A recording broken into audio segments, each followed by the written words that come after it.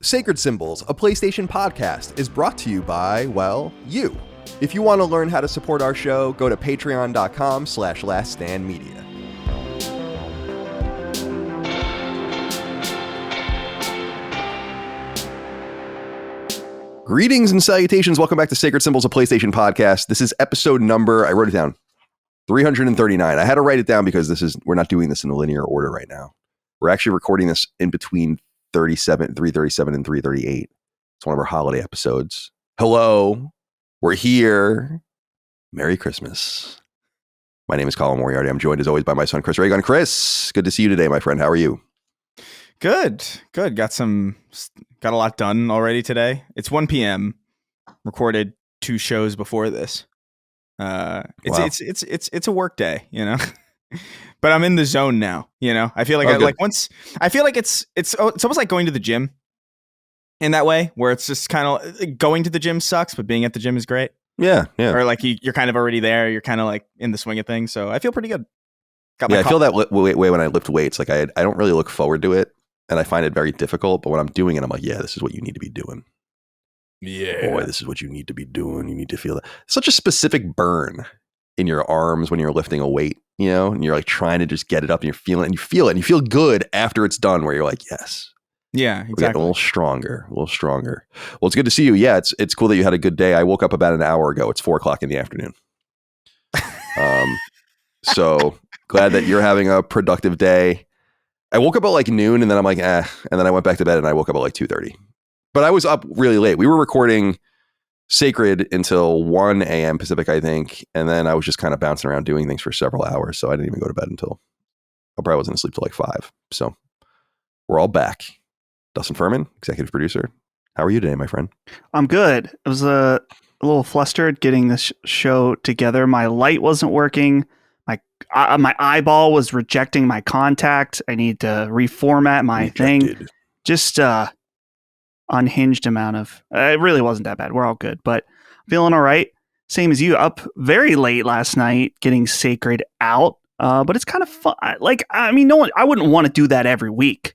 Right. There's a certain energy about releasing something right after and seeing people be excited, talking about new things. So it's a good despite being up late, it's a good feeling going into this show today for our Christmas looking back episode. Right. So this is what we're doing. So for newcomers, I mean, most of you have been with us for a long time, obviously, and know how we do things, but we don't go away for the holiday season per se. We obviously take a break for 2 or 3 weeks. It's our only vacation, like our built-in corporate vacation every year. And I'm not saying that we deserve that, by the way. Many places don't get any sort of break. I really adopted this for my time at IGN when we would say IGN would shut down at the end of the year. We would get everything preloaded. No games were really coming out. It's a little different now because things do happen more in December, but it was much easier back in the day in a much more traditional sense. And so I kind of took that idea and I was like, we should also go away at the end of the year for a few weeks, but I don't want the audience not to have their content. We are a machine gun of content 6 times a week on Last Stand Media. And so this episode will be our look back at the year in the world of PlayStation and things that touch PlayStation. Obviously, it doesn't have to just be first or second party. And then the next week's episode, which we haven't recorded yet in real time, but we will next week in our schedule, is a look forward, the things that we're looking forward to, particularly the games that are coming out.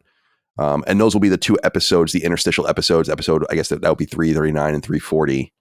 And then we'll be back in January for 341. So no weeks missed. Our usual tradition of having these 2 podcasts wedged in to reflect and prognosticate, as it were. So we appreciate you guys being here with us. And of course, these episodes always run a little shorter as well. Patreon.com/laststandmedia for early ad-free access to our show, access to Sacred Symbols Plus every single week, our supplement, our deep dive podcast where we review games and conduct interviews and have fun conversations and discussions with people. And of course, perks percolate throughout the network for all of our other shows as well. Defining Duke, our Xbox podcast, Punching Up, our Nintendo podcast, Summon Sign, our gameplay and game conversation podcast, Constellation, our conversational podcast, and so on and so forth. So we appreciate your support over there. laststandmedia.store for merch. Typically we have listener inquiries, but this year we don't for these. For these 2 podcasts, I don't think we've had listener inquiries actually for some time. So this is just us raw dogging as it were. By the way, I was still laughing at the joke from podcast. So it would be 2 weeks ago for everyone here. Self Forever Sleep Squad on Alive the Justice League. It's just too good, dude. It's very, very well done. I'm glad it tickled you. Yeah, it really did. All right. So what I want to do is each of us will have 5 opportunities in a rotisserie here, going around and around and around, to kind of reflect back and pull back a memory from January 1st through the present in the calendar year 2024 that either has to do with PlayStation or something that runs on PlayStation or something, peripherally attached to PlayStation in some sense. We know the rules. I think everyone kind of understands. And we'll get everything out there, put moments on the table about things that we think are most important. I asked you guys to bring 7 moments, even though we'll each have 5, just to kind of, in case there's crossover, which I'm sure there will be. I actually came with 8. I had way more, but then I narrowed it down where I'm like, these are really the 8 that I would bring up. I want to go last though. Dustin, how do you feel about going first? I can go first. And then I'll go and we'll just do that order over and over again. And we'll discuss as much or as little each topic that we want. So without further ado, take it away, my friend. Sure. So for my first one, which I have to guess that at least maybe both of you have this, but we got to start all the way at the beginning of the last year with its first mega hit. That is Helldivers 2 taking over. And this was a neat moment where you can see where it's not often that people kind of across the board rally around a game that not only is within our gaming circles, but breaks out into the mainstream as well. And with Helldivers 2, this was a game that I had played the original Helldivers. I enjoyed it, but I wasn't crazy about it. And so leading up to Helldivers 2, knowing that it was going to be over the shoulder, third person instead of top down, and wondering what this was going to look like, I remember not being skeptical, but just unsure. It looked really fun. But then, of course, when it came out, it was insanely fun. The switch over to a more, I would say, broad approach with its more, third person instead of top down arcade style really, really hit with people, to the point where I was having a few friends outside of my hardcore gamer friends be like, hey, have you heard of this Helldivers 2? I just picked it up. And then, of course, the ensuing many, many nights of playing it. And something that Chris touched on in, I don't remember what episode, because we've recorded a lot recently, but the unintentional comedy of Helldivers 2. Of course, it's a funny game. It's about Super Earth and for democracy, stuff like that. That's like the humor that's supposed to be there. But there's the humor of somebody accidentally launches a rocket launcher directly into your mouth and you fly all the way across the map. That those are things that the developers can't write into the game. They can set up the scenarios around it. But just tons of that, seeing the different clips, and really the game become viral across the board. And in addition, last thing I guess I'll touch on is just this being such a major success for PlayStation on PC specifically. We've talked a lot about the approach of releasing on PlayStation and on PC, day and date, what's right and what's wrong. And this game showed that for multiplayer specific games, the day and date and PC absolutely is a must, because that's really, I would say, the home of most players on Helldivers 2. Yeah, I would think that Helldivers would have been a very successful game on PlayStation 5 only, but it would never have been, it would have sold millions of copies, and it did, but it would have never been the cultural phenomenon, like you said, with that. Because I think a lot of the cultural phenomenon around it, we know it sold, I think, 12 million in 3 months. I would assume it's more like 15 to 17 million, probably something in there now. But we know that a lot of the cultural push for it was being able to track the transparent Steam charts and everyone's excitement around the game and everything, and kind of driving people towards it. So I agree with you completely that I think it's a no-brainer that it should go without saying that every game that Sony does in this games as a service space will come to PC too, and it must. And you're going to sign into PSN when you do it, you little fucking babies. You're going to love it. All right. What do you have to say about Helldivers 2, Chris? No, I mean, I love it, man. I think Helldivers was, I really I really just did not expect anything of it. I remember seeing the trailers for it. I remember seeing like bits of gameplay for it and just not really being that convinced. I thought like maybe people would get a kick out of it. I thought it might be like a mild success, if that, but I didn't. And to be fair, I guess I just didn't know much about what the game really was.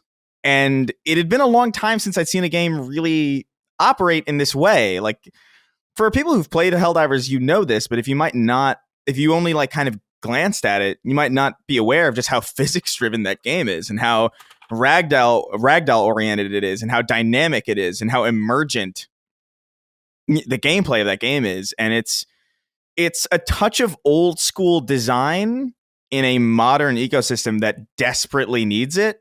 And I think that's why people gravitated to it. It's very refreshing. It's not competitive in the way that like a lot of multiplayer games tend to be now. It's not trying to be an esport. It really is just trying to be good old fashioned chaotic fun. And part of that is friendly fire being on and just insane. I'll throw a grenade and it'll bounce off like a pole and come back at me and kill me and my squad. And then we're screwed. And even though we're in a bad situation, we're laughing. I really feel like not since Left 4 Dead probably have I felt this unique mix of stress and joy that I felt playing Helldivers. The situation of just being like overrun and like about to fuck up an entire round for like me and my friends while also giggling like a chimp at just the absolute chaos. So like I'm a big fan of Helldivers too. What a great surprise early on. And by the way, what a great bookend kind of game that, you know, came out the fence swinging really hard, way better than anybody anticipated. Had like a bit of a lull in the middle there with like some updates that people didn't love. Reversed course, listening to the community, getting back on their feet, and then at the Game Awards dropping a pretty substantial update that looks, I haven't jumped into it yet at the time of recording anyway. Like, we're recording this the day after the Game Awards, but it looks awesome.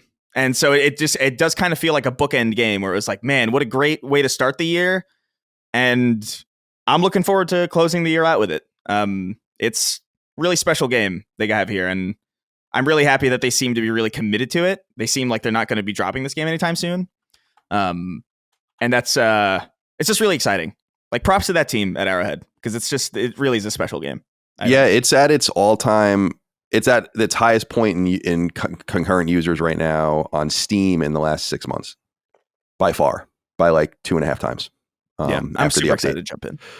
So they're probably feeling pretty good because their all-time peak was 458 and their 24-hour peak is 135. So it's not so bad considering there's 10 months of distance between then and now.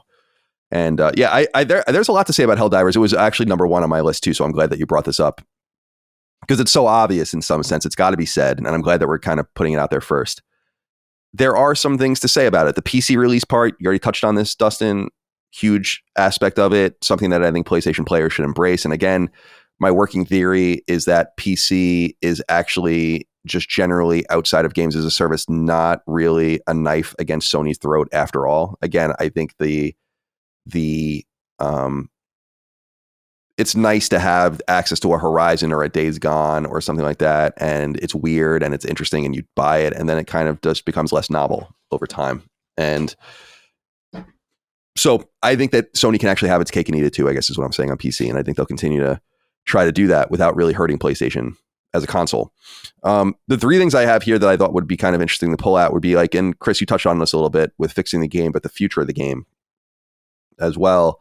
Seems like they want to support it for a long period of time. The support seems to be persistently free. I don't know if you guys remember when the game came out, I was saying like, man, they kind of made a mistake in promising tons of free updates because I wonder what they could sell. But it seems like they're pretty happy with, a la carte at the front counter game sales plus microtransactions if you're into that. I didn't spend any money in the game, but I know people are and have to buy their currency or whatever. So they're probably pretty happy with how it's doing. Sony's not really super transparent about that. And again, they haven't even updated their sales numbers in a while and they might not. Sony frustratingly just doesn't do that unless they feel like they need to. So the future of the game seems pretty secure. I think they did a nice job of fixing everything, although I am confounded. And I think that the game would even be at a higher baseline now and doing way better which is incredible to think about. Like, it could be a real, like a true persistent force if they just didn't fuck around so much in the beginning. I think that, yeah, I'm very curious to, well, it's clear that they didn't expect the game to be this big. I mean, everyone knows that. And that's awesome. I love that kind of story. But I wonder why their instinct was, we have to make this harder. Like that was their instinct. Like that was their gut instinct. And they typically would know their game better than anyone else. And they're better at it and they play it constantly and all of that. And I wonder what they were like, yeah, let's just change the way everyone's enjoying it. And I'm like, whoa. And that to me goes to show that they just didn't have maybe a solid external producer from Sony kind of guiding them. What the fuck does Sony know anyway about any of this stuff? And, and it's just interesting in a PvE game that is all about the power fantasy, where it's like, yeah, let everyone be pretty good and let everyone be a little bit strong. And we'll make the game harder by adding levels to the difficulty, but we'll keep everything kind of the same. I loved the shotgun, for instance. I haven't really played the game since March or maybe April, so I can't speak to it now, but it was funny how good that weapon was and how broken it was. And I know they wanted to fix it, but it's like, to what end? We're not fighting each other. We're fighting the enemy. So who gives a shit? Right. To me, that's like kind of an ego-driven choice of like, we want you to use all the weapons.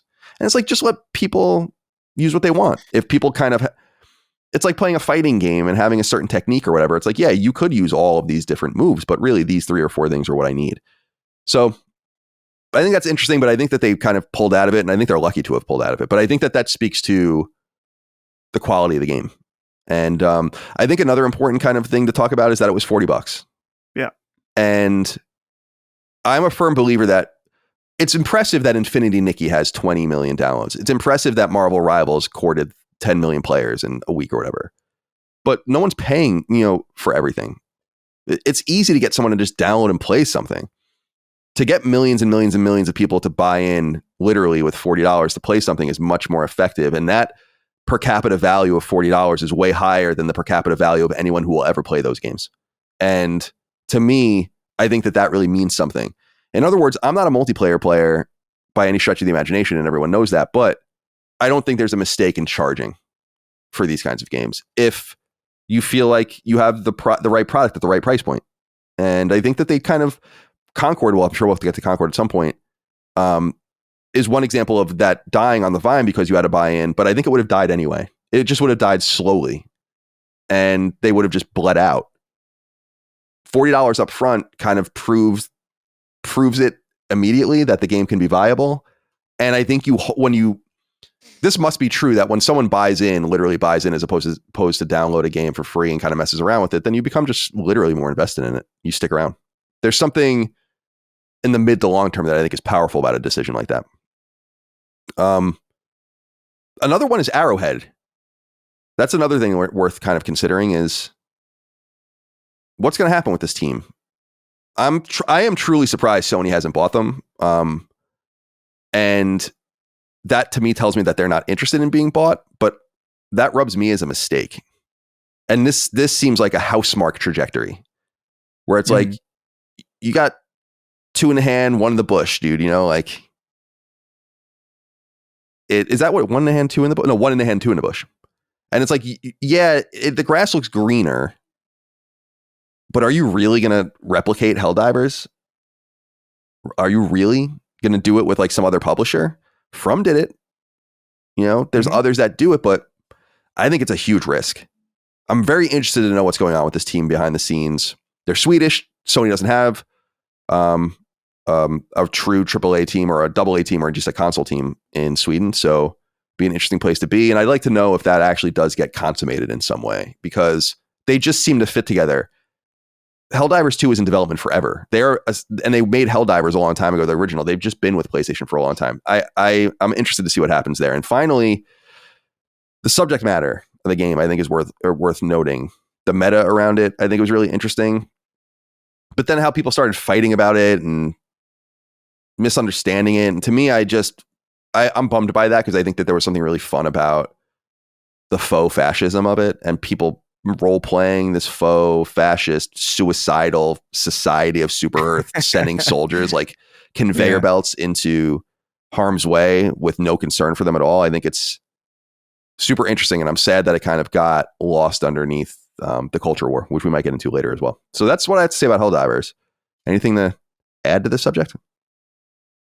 No? Well, all right, then Chris, let's get your first one. Yeah, well, I mean, we kind of touched on it already, and I guess it's on my list, so I figured I'd bring it up now, but the absolute uniqueness of Concord's collapse is definitely something to look back on and analyze. And dude, the way this thing kind of unveiled itself to very, very minimal fanfare, to then that open beta that had very little interest, and then coming out and then literally getting pulled off the store within what, 2 weeks? Yeah, not Something even like I think. that is something, man. That is not a common type of failure at all. And it's fascinating from a number of perspectives. Obviously, just the fact that Sony got in bed with the team when they didn't really have to. The fact that no one supposedly raised any alarm bells during development. The fact that there was this toxic positivity kind of thing. The fact that there was this attachment to Herman Hulst. Like it is all very, very fascinating. And the fact that even just the fact that it has a secret level episode and that just awkwardly exists now. It's one of the most interesting.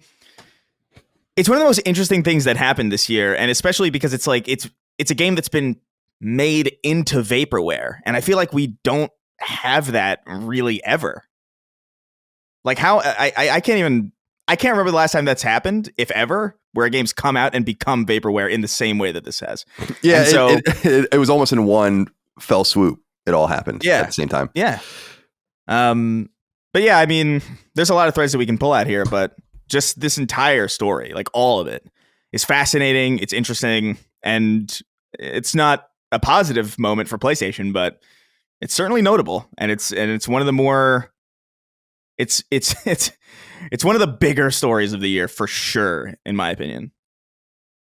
What do you think, Dustin? Yeah.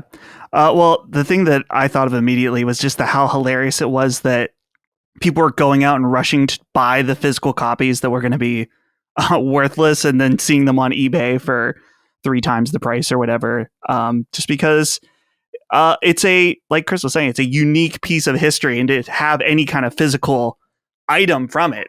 And I think that part of it is, and yeah, Chris touched on this, but Sony's confidence. They had a controller ready to go for this thing. Like, this was going to be a marquee game. And from my impression of it, which I didn't play the full release, but I only played the beta, it was just like, this isn't it. One of the things we talked about on the show was like, it's not good enough to be fine. Especially in a live service, a paid live service space. Colin was just talking about Helldivers. It's okay to charge if you're quality. I don't know if Concord would have succeeded even if it was free to play. Yeah, I don't think so. I don't think so. No. There's nothing about it that was desirable. That sounds so harsh to say it that way, but it really is true. The gameplay wasn't very desirable. The character designs, definitely not desirable. The weird story clips in between, while being an interesting idea for a live service, executed in a way that was not desirable. So across the board, just an absolute massive failure. And the thing that we've been touching on so much since then on the show is just like, how did this happen? How does something like this, that is clearly what feels like obvious to not just us, but a lot of people, how does this get through Sony? How does this get through at the boardroom? From the all the way to the boardroom to the people at the bottom. Oh, the stories I could tell you. Well, before we shift it over to you, I just want to mention the fact that I mentioned this on the show too, that like it's so funny in retrospect, because I remember sitting in a bar overhearing conversations about this game before I understood that this was what they were talking about. That's right. Like I heard it was so weird. It was like such a serendipitous event, but like I was in a bar with PlayStation people. I don't know exactly from what studio or what division or whatever, and they were talking about a game that was codenamed Chaos. And they just looked so stressed, man.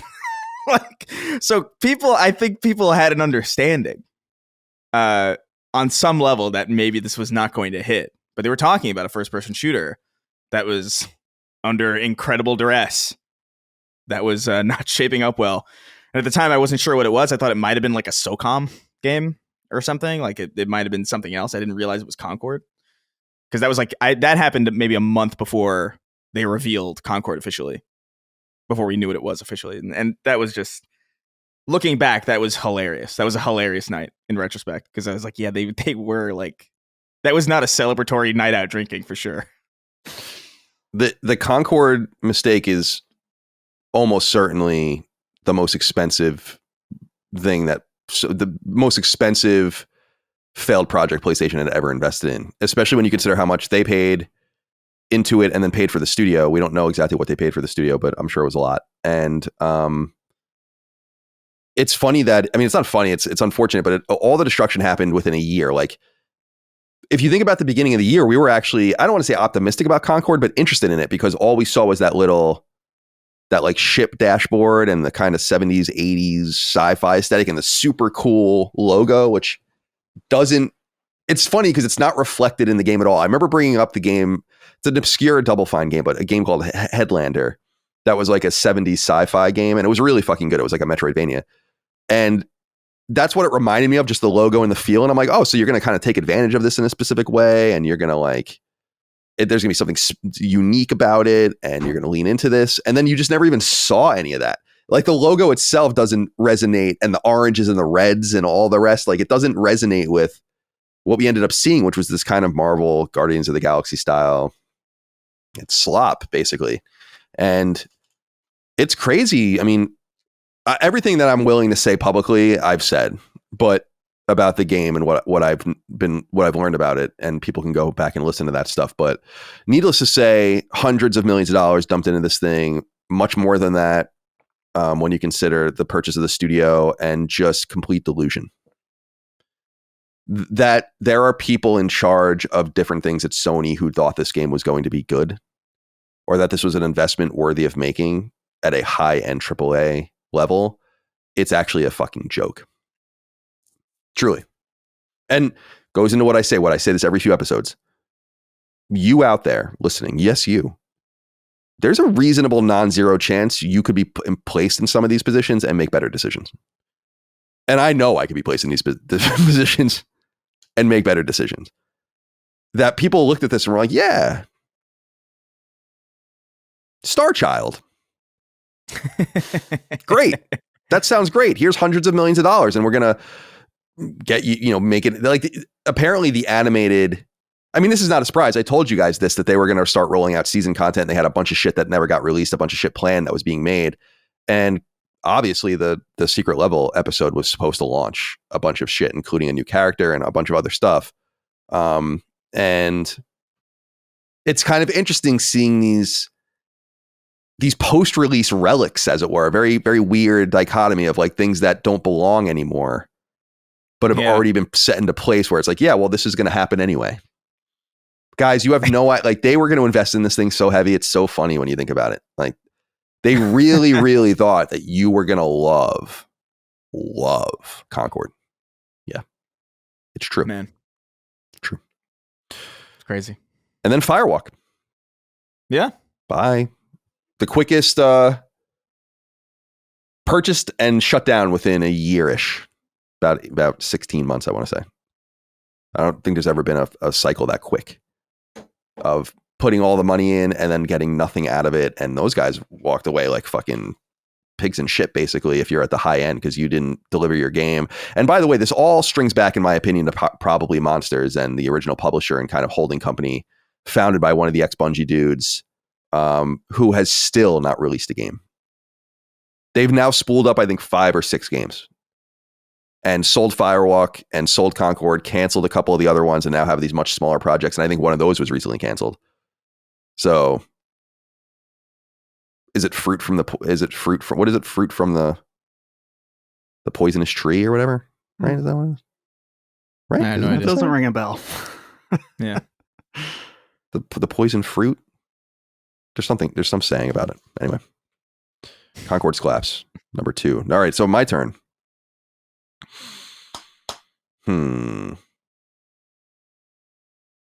These are all good, I think, but I guess a big one would be, and since we're kind of going, back earlier in the year, it's like Xbox games coming to PlayStation is a huge deal. You guys might remember late last year, the rumors in 2023 began that like, oh, something might be happening.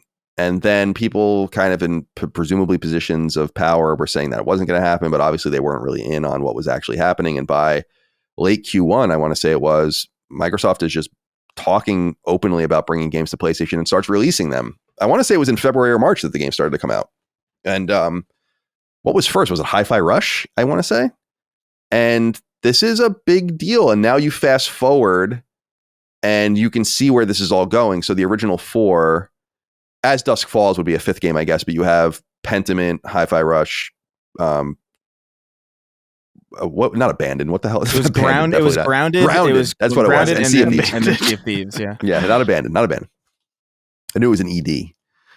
And then you fast forward, and then we get confirmation that Doom is coming. Then we get confirmation just recently that Outer Worlds is coming. There are heavy rumors that Forza Horizon 5 is already basically done, and they're sitting on it.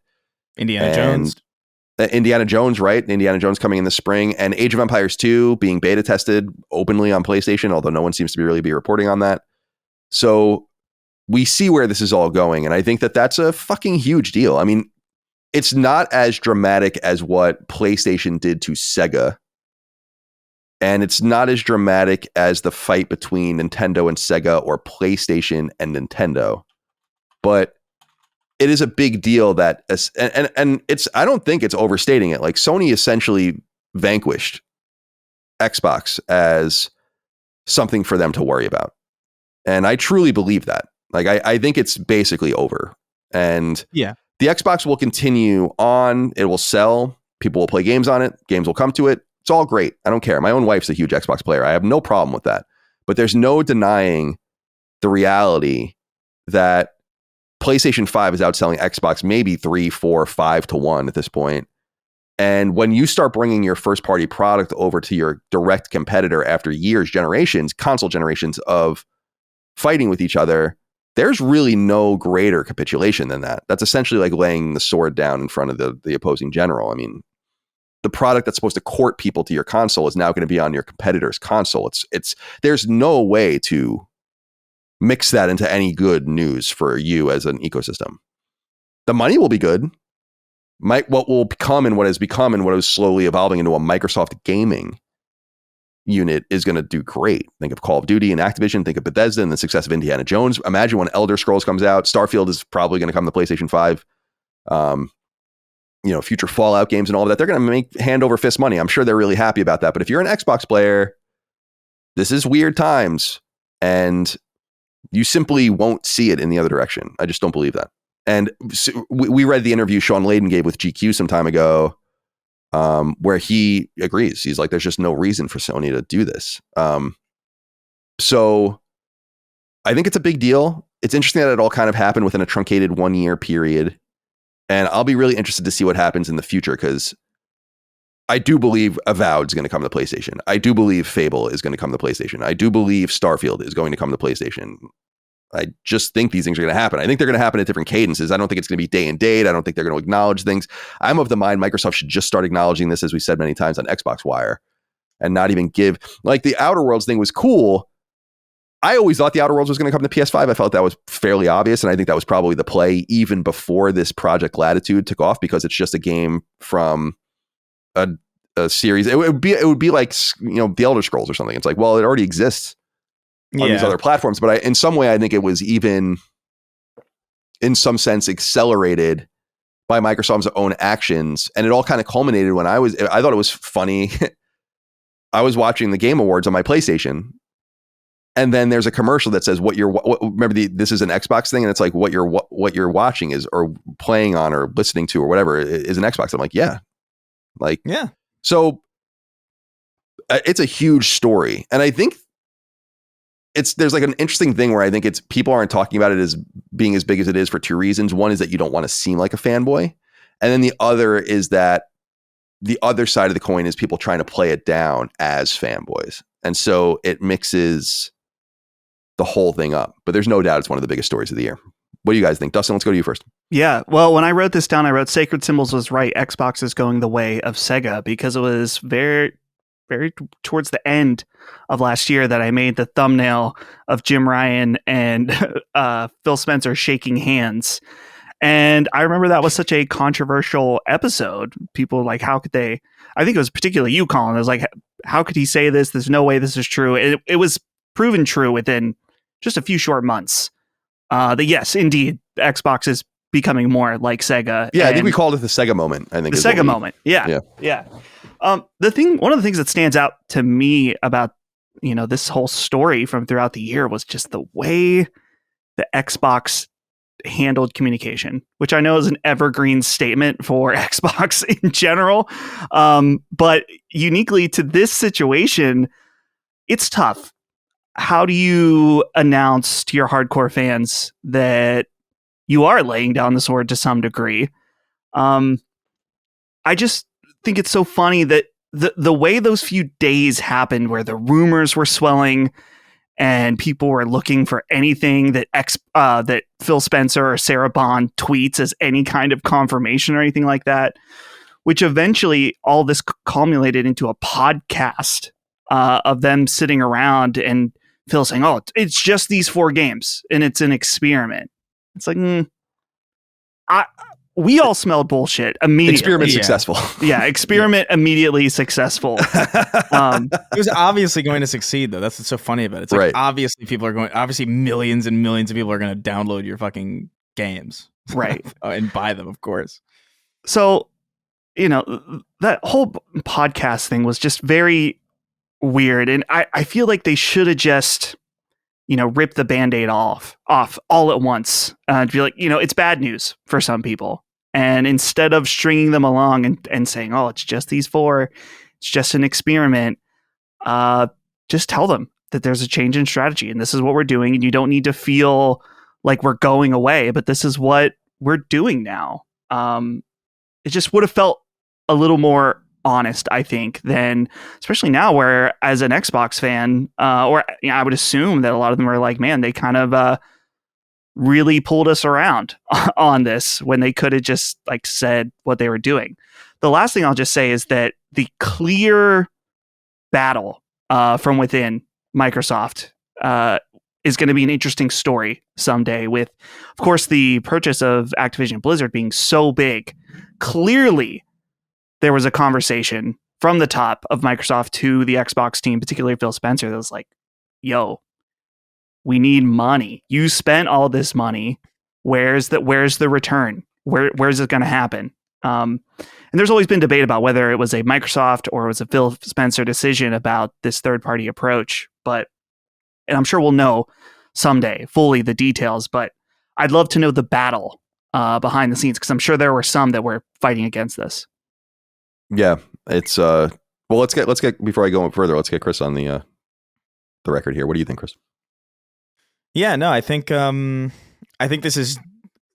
one of the more consequential things that's probably ever happened in modern in the modern history of the industry. I mean, like, you don't really see this kind of shift often, if ever. I mean, you mentioned Sega, and it's probably like the last time this has happened to this extent. And it is interesting that we're in this space now, although I think we all kind of saw it a little bit more in advance than a lot of people did. I don't know why. I feel like Xbox for a while now has been a little bit more, probably the most multi-platform of like really any of the giants in this space. Like, even back in the day, they were like, "Yeah, we'll put Halo 5 on PC, whatever." Like, that was back in the day, and it was like a little part of it. It was like, just the custom games or whatever. But like, I remember thinking like, that's an interesting move that PlayStation at this moment would not do. Mm-hmm. And Nintendo at this moment would not do. They are already like kind of agnostic anyway. They understand that they want to be in as many places as possible. They are ultimately a software company. And so I do think, especially with the Xbox Series X generation not really going that well, and, you know, there's reports of it even being dwarfed by the Xbox One, which is definitely not good because, as we all know, like from like some reporting that like during the Xbox One generation, they were straight up considering killing the brand entirely. And for the modern incarnation of that hardware to be doing worse than the incarnation that was doing so bad that they threatened to kill it, you know, that in and of itself to me was like the writing on the wall. But to finally get the confirmation that this is happening and to kind of understand the open secret of like, yeah, Indiana Jones is coming, Doom is coming. I firmly believe that Halo's coming at some point. I think Gears is going to come. Like Colin said, maybe not day and date, but I don't know, man. Who the hell knows? Like by the time like these games are done, like maybe. So we're in an interesting era of video games right now where something that happens very rarely is going to happen very soon, where we're going to see a competitor make a complete shift, not only in the way that they manifest themselves in this space, but maybe just become a third-party publisher primarily, and maybe sell hardware on the side, if at all, maybe. It's really interesting times, and that first batch of games was the first real. That was the first ringing of the bell, I think, because those games are not small. I know people they're not Halo, Gears, or Forza or Fable, but Hi-Fi Rush I don't think is a small game. And, you know, Sea of Thieves, I think especially, that's a Rareware game that has existed for a long time. It's been a staple of Xbox for many, many years now, and it's a great success. And it's succeeding very, very, very highly on PlayStation as well. And, you know, that they brought Sea of Thieves, I thought was like, oh, this is happening. Pentiment, I could see maybe being like, yeah, whatever. Grounded, even. Just like, yeah, whatever. It's an early access kind of experiment, but like, no, Sea of Thieves, that's a heavy hitter for them. Yeah, and it sold really well. Apparently, 1 million copies in 2 months or something like that on PS5. So, yeah, man. To Jez Corden. So that's a 6-year-old game. You know. Yeah, I'm sure they're thrilled about it. I'm sure it's weird. I'm an Xbox fan. You know, like I like all these machines. I grew up with the Xbox and 360. 360 is probably, I would argue, like probably I think my favorite console of all time. I think it's that and the PS1, like neck and neck, really. But so I have a lot of affinity, and I have a lot of respect and a lot of nostalgia and a lot of love for that brand, really. And the memories that I had with it. And I get why certain people are maybe discouraged by what's happening now, and I get it. But on some level, I don't know. I feel like we're not going to stop getting cool shit from them, and I feel like even though the development or the delivery method might shift, I feel like we're going to get a lot cooler shit, quite frankly. There's going to be more eyes on it. It's going to be more successful. I feel like Indiana Jones is already kind of a pretty good example of that, where it's just like, Indiana Jones is great. It's probably the best game they've released in many, probably since Hi-Fi Rush, really. And the entire Xbox One generation went by without really anything like that. Like they had, like I liked Quantum Break, but that wasn't like the breakout hit. Halo 5 was a disaster. The Master Chief Collection was a disaster when it first came out. So they're kind of finally starting to hit a little bit. And I get that there might be doom and gloom in that community for the hardware, but like I feel like the software is going to slap. Like I feel like Gears is going to be great. And I feel like Fable is probably going to be great too. And that remains to be seen, obviously, but drastic shift. And I'm excited to see how it manifests itself and how quickly it goes. You know, like I wonder what the timeline's going to be on like some of these releases. Like, will Fable be like day and date? Like by the time, no, not Fable. Will Gears be day and date by the time that's ready? I think the right move for them for the Gears would be release the Gears trilogy on everything, including Xbox, like a whatever up-resed 60 frames. I don't know what those games are natively running at now, but they're probably all up-resed already and running on Xbox One and Xbox Series.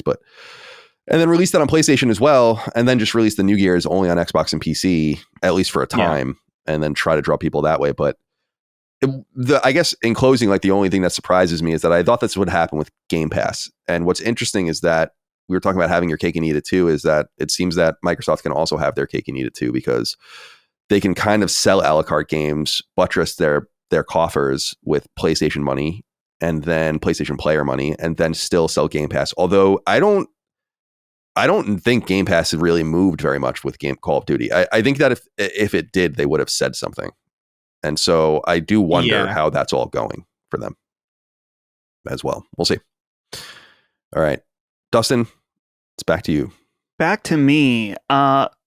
Let's go with another obvious one since we're still at the beginning here. That's the long lead up and release of PlayStation 5 Pro. I was trying to look to see when we first talked about PS5 Pro. I'm like searching on our YouTube backend. I can see you did an episode with Moore's Law is Dead back in April of 2022 about PS5 Pro. So this has been in the works for a long time. And of course, the immediate question when this was started to be rumored about was why? Especially when it felt like in 2022, we're 2 years into the console generation. People are pretty happy with the new console. Why would we need a PS5 Pro? And I think another interesting element of it was the immediate denial that lasted all the way up until this year. Basically, until it was revealed, people saying that this wasn't going to happen, when clearly it was like, no. There are dev kits out there, not just from us telling you, but many sources telling you that the PS5 Pro dev kits are out there. Yeah, I knew someone at a mid-tier publisher that told me in January that they were briefed on it, and at that point, I knew it was totally real. And I assumed it was because Tom had been talking about it for a long time. Right. So eventually, we finally got the PS5 Pro revealed. The Mark Cerny leading the charge, of course, with his beautiful, calming voice. And that initial reveal was not so great, not so encouraging. And I think especially to the people that were asking, why does this thing exist? Kind of confirming that it doesn't necessarily have a reason to exist, at least from that reveal, particularly in showing that with Sony not at this point having a lot of games ready to show on the horizon, they really only had to show old games running on PS5 Pro. In particular, the first game that Sony showed running on this thing was The Last of Us Part 2 Remastered, which is a PS4 game, and showing us how it can run in quality mode at high frame rate. And it wasn't until the weeks afterwards where we saw companies like Digital Foundry go in and really show off some other games, be like, actually, when implemented properly, this thing is actually pretty awesome. And I think we saw that most clearly with Final Fantasy VII Rebirth, being that game, the performance mode on base was just kind of blurry, still good, but not as good as we would have hoped. And then seeing it run on Pro, even myself just booting it up, just seeing the immense amount of difference. With that, though, the launch, of course, hasn't been smooth sailing. It seems like every week we hear about a new PS5 Pro patch that actually makes the game worse for the premium console. And that's not good, especially when your price tag for this thing is $700. That's actually maybe one of the other biggest elements of the story, is just that this thing was and is $700 with no disk drive. And I mean, at this point, some really good stuff on it, but nothing that really demands it. And so I think it brings up a lot of questions for the general audience. It's like, why do we have this thing? But I think this comes back to sort of the PS4 Pro, where it was never meant to be the PlayStation for everyone to have. And I think that still, and it's still very fresh, but most people don't need this thing. And it's only going to be for people like us, me in particular, who are very annoying and look really close at their screens or can notice a few frame drops here and there.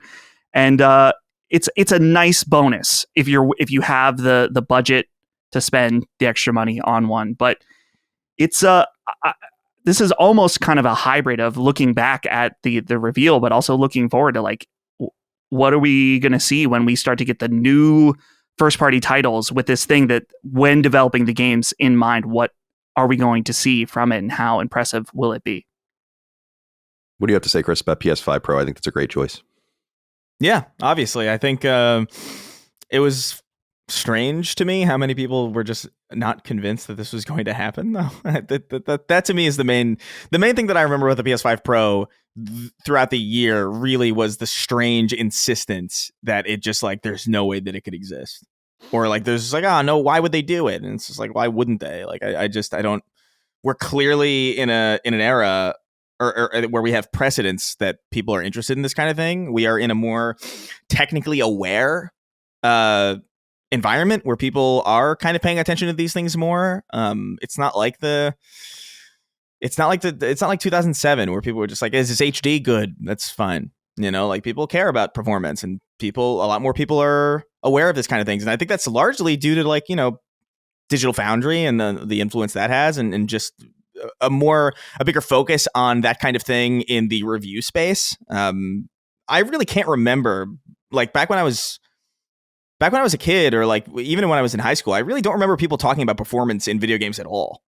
Like I'm sure maybe they did, but I really cannot remember that being like a core part of like a review that I would read, or like a core part of a review that video sites would make. Like it was just very, very understated, or just not really a prime focus. But now it is, and people care.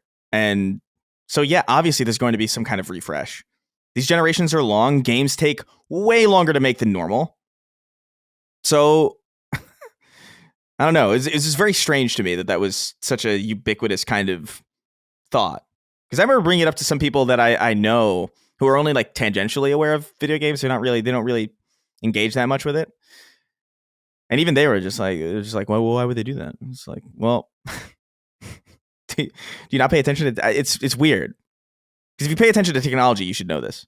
Yeah. We there's like a new version of the same fucking phone every year. Right. Upgrade culture. Yeah, upgrade culture. We're in the upgrade culture, man. It's funny because there's a perhaps there's a contradiction in console gamers and console aligned gamers. I certainly feel it, where it's inherently technological. People from the outside look at, just like they looked at the NES and they're like, look at this thing. It's crazy. Mom walks in 1987, like, look at this thing. But in reality, there are PCs on the market in 1987 that make the NES look like a fucking joke, right? But it's this piece of tech.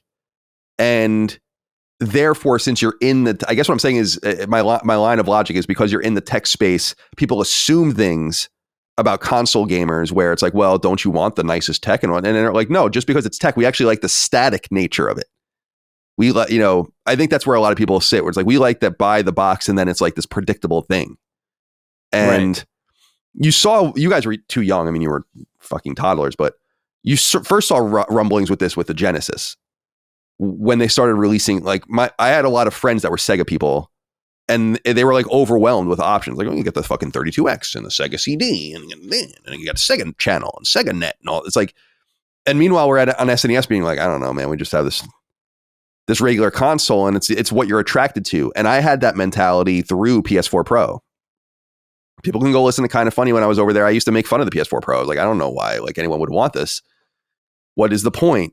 But PS5 and this new generation of televisions over the last 5 years or so made me, the layman, kind of the technical moron, even see what the thing was. When I've said it a million times, everyone knows, when PS5 started delivering games at predictable 60 frames, and then you start playing a game at 30 frames, you can't go back.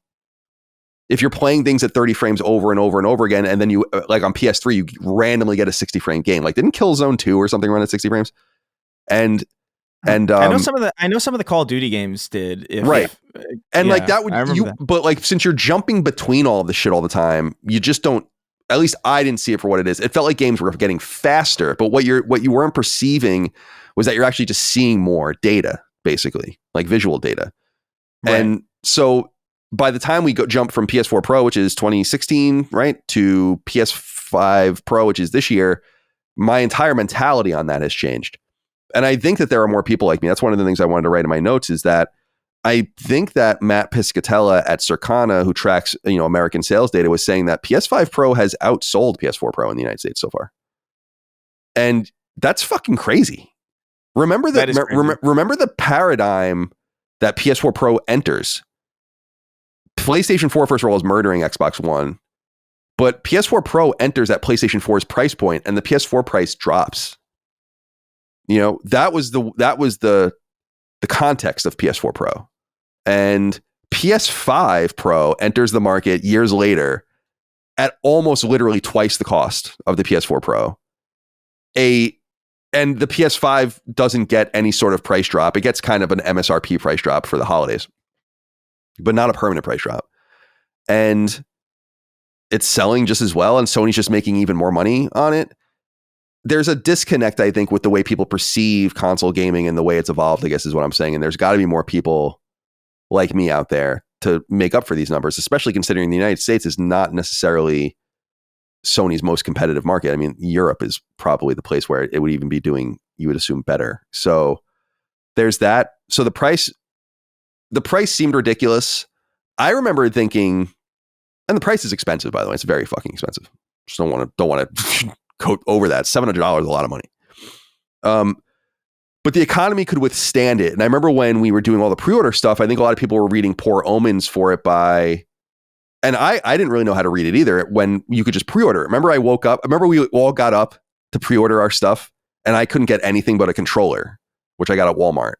And then I'm like, fuck it, I'm going to bed. I guess I'll just have to get a PS5 Pro either on Amazon during the public pre-orders outside of PlayStation or wait until it's on the market. And then my wife wakes me up 5 hours or 6 hours later when I go, it's like, you can just order it if you want. It's still available. And it was available the entire time. And people read into that being like, no one wants it. And I'm like, no, maybe Sony made enough of them. I mean, they're in the business of selling things.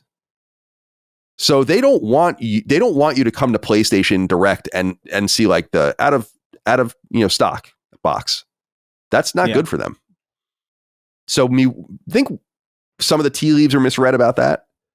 The functionality, Dustin, I mean, you got into this, it's weird how broken things are. I mean, it's the reason why I still haven't gotten into Silent Hill again, which I don't think has been patched in weeks, if not more than a month, according to my, the information on the game, and is still apparently broken. Alan Wake apparently is in bad shape, and a few other things that I probably wouldn't play anyway. So I've still not really tested my PS5. Like I went from Metaphor to Iron Meat to Lego Horizon, and now I'm playing Dragon Quest 3. So there's like nothing to be done with these games on this machine. Though I think Metaphor, some people are saying the frame rate is better. I didn't notice personally, but I believe you. All right. Chris, let's get your next selection. That'll be number 2. This will be 5 overall. Yeah, I mean, I kind of like that there's like kind of like a through line here. This is technically, I don't know if this is cheating or not, but like I think we should talk about the 30th anniversary and how the rollout how the rollout of that went. And look, it was really cool to see that design brought back in this way. Like obviously they've done this sort of thing with the PS4 in the past. I remember that very distinctly. But I will say, man, there's something really good looking about that gray, even on something like the PS5, which I think is ostensibly like criminally hideous.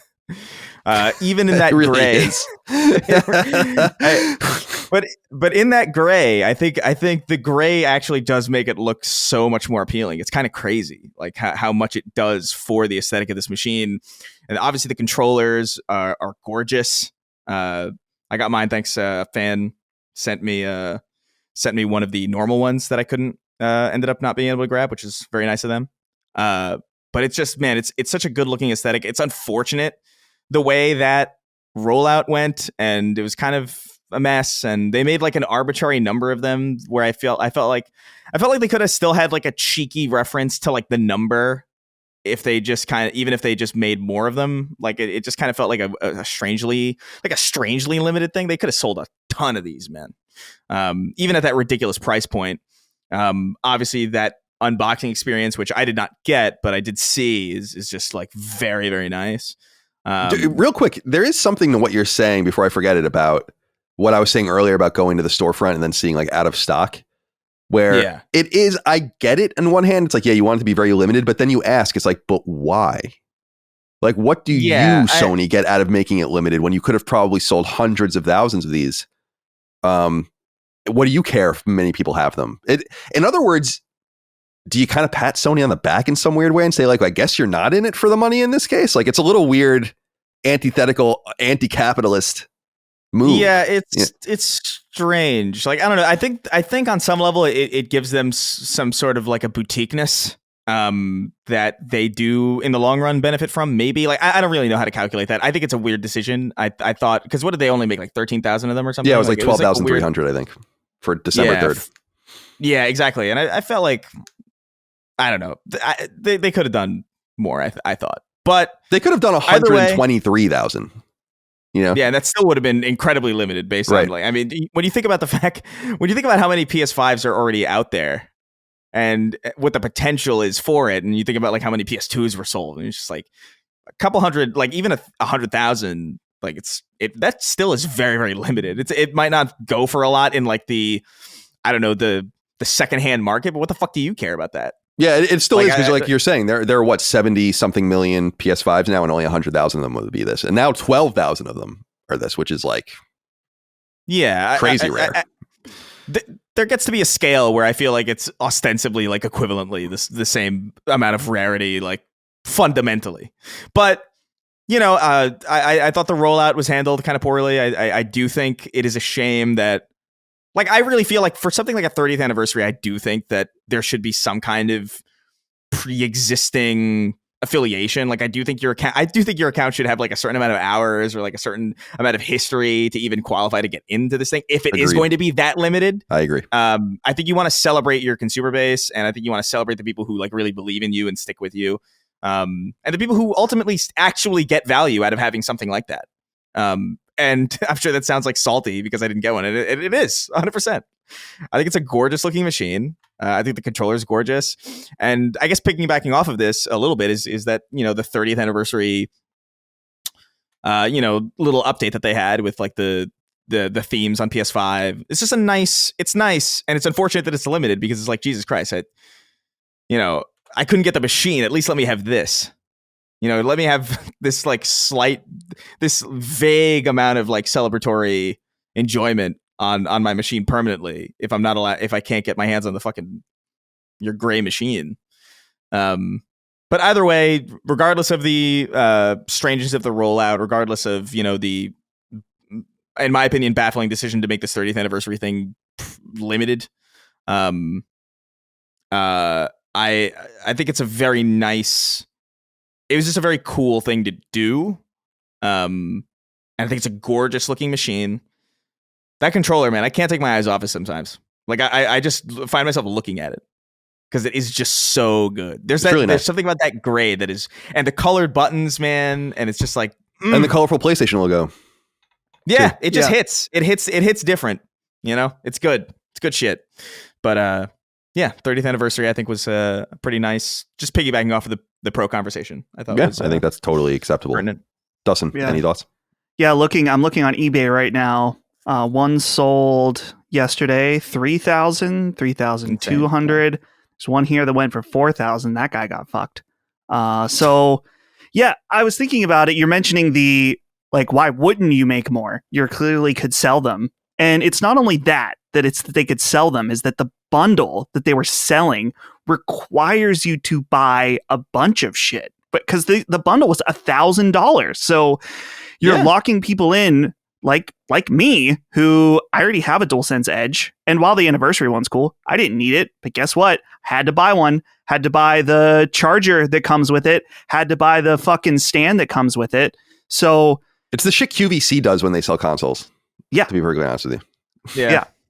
So it's like, not only could you have sold a shit ton of this anniversary PS5, but you would have had all these people locked in for $1,000 worth of shit, whether they want it or not. So it's tough. I think that I get people's appeal to the limited nature, but I don't find it appealing at all. There's nothing about when I look at it that I'm like, ooh, I'm one of the 12,000 that have it. Right. Like, the number, people are asking, what number did you get? I'm like, I don't care what number I have. It does not matter to me at all. All that I care about is that it's a dope looking console. Yeah. So the number is arguably not really interesting unless it's the first one. Right. It's like, oh, who gives a shit? You got a later console. It's one of the last ones. Like, yeah. It rolled off some Chinese slave-driven fucking conveyor belt. There's a fingernail in mine. Yeah. The suicide nets all around the fucking factory. Oh my God. So it's like a bittersweet anniversary thing to offer. I'm glad that for the most part, it seems like if people wanted controllers, those were pretty available, not necessarily always in stock, but if you really wanted one, I think you had ample opportunities to get one at this point. So that's nice, but let people give you money. If they want to give you money, let them. I mean, that's my whole mantra in life, you know? Yeah. But that's what I was saying. Like, it's hard to read into Sony hurt themselves financially by doing this. And so you read it and you're like, I guess you really want to just celebrate. Okay. I mean, to each their own. There's something we didn't bring up about the 30th anniversary. It didn't get too deep in because we're talking about hardware. It's just the software and kind of the service around the 30th anniversary, some of which I think was done really well. December 3rd, 1994, of course, is the date that PS1 launched in Japan. So that's the date that they use as a Japanese company to announce or to celebrate. Because, of course, September 95 is when we get it in the West. So there was a big gap in time there. But things I loved. I loved what they released as part of firmware for PlayStation 5 to get all this new functionality, new startup stuff, new PS2, PS3, PS4 functionality. Yeah. I don't think it goes quite as far as I'd like it to go, but it's really cool. And I thought that was a really nice thing. And we talked about it, I think, on last week's or 2 weeks, it would be now Sacred Symbols from when people are listening to this, maybe even 3 weeks. That the hope is that they just keep some of this stuff permanently. Why wouldn't you? The PlayStation startup thing is just so cool. Like just leave it like that. One thing I'm a little confounded about with the 30th anniversary. So they're pretty keen marketers there. Obviously, they know the state's coming. They have the games lined up, and they're managing their portfolio. And why not have sold Astrobot more with 30th anniversary branding? It's one thing I was thinking about.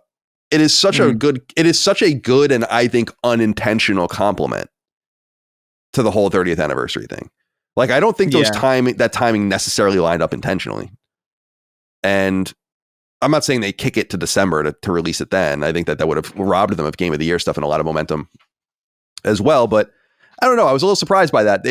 In other words, they seem like kind of concurrent celebrations instead of one combined thing where you really want to leverage that. And I think that they could have had more things ready from a first and second party perspective to just celebrate like either some sort of look back or a nice, really like maybe once or twice a generation look forward to celebrate the 30th anniversary. So a lot of it was like trappings, and that's cool.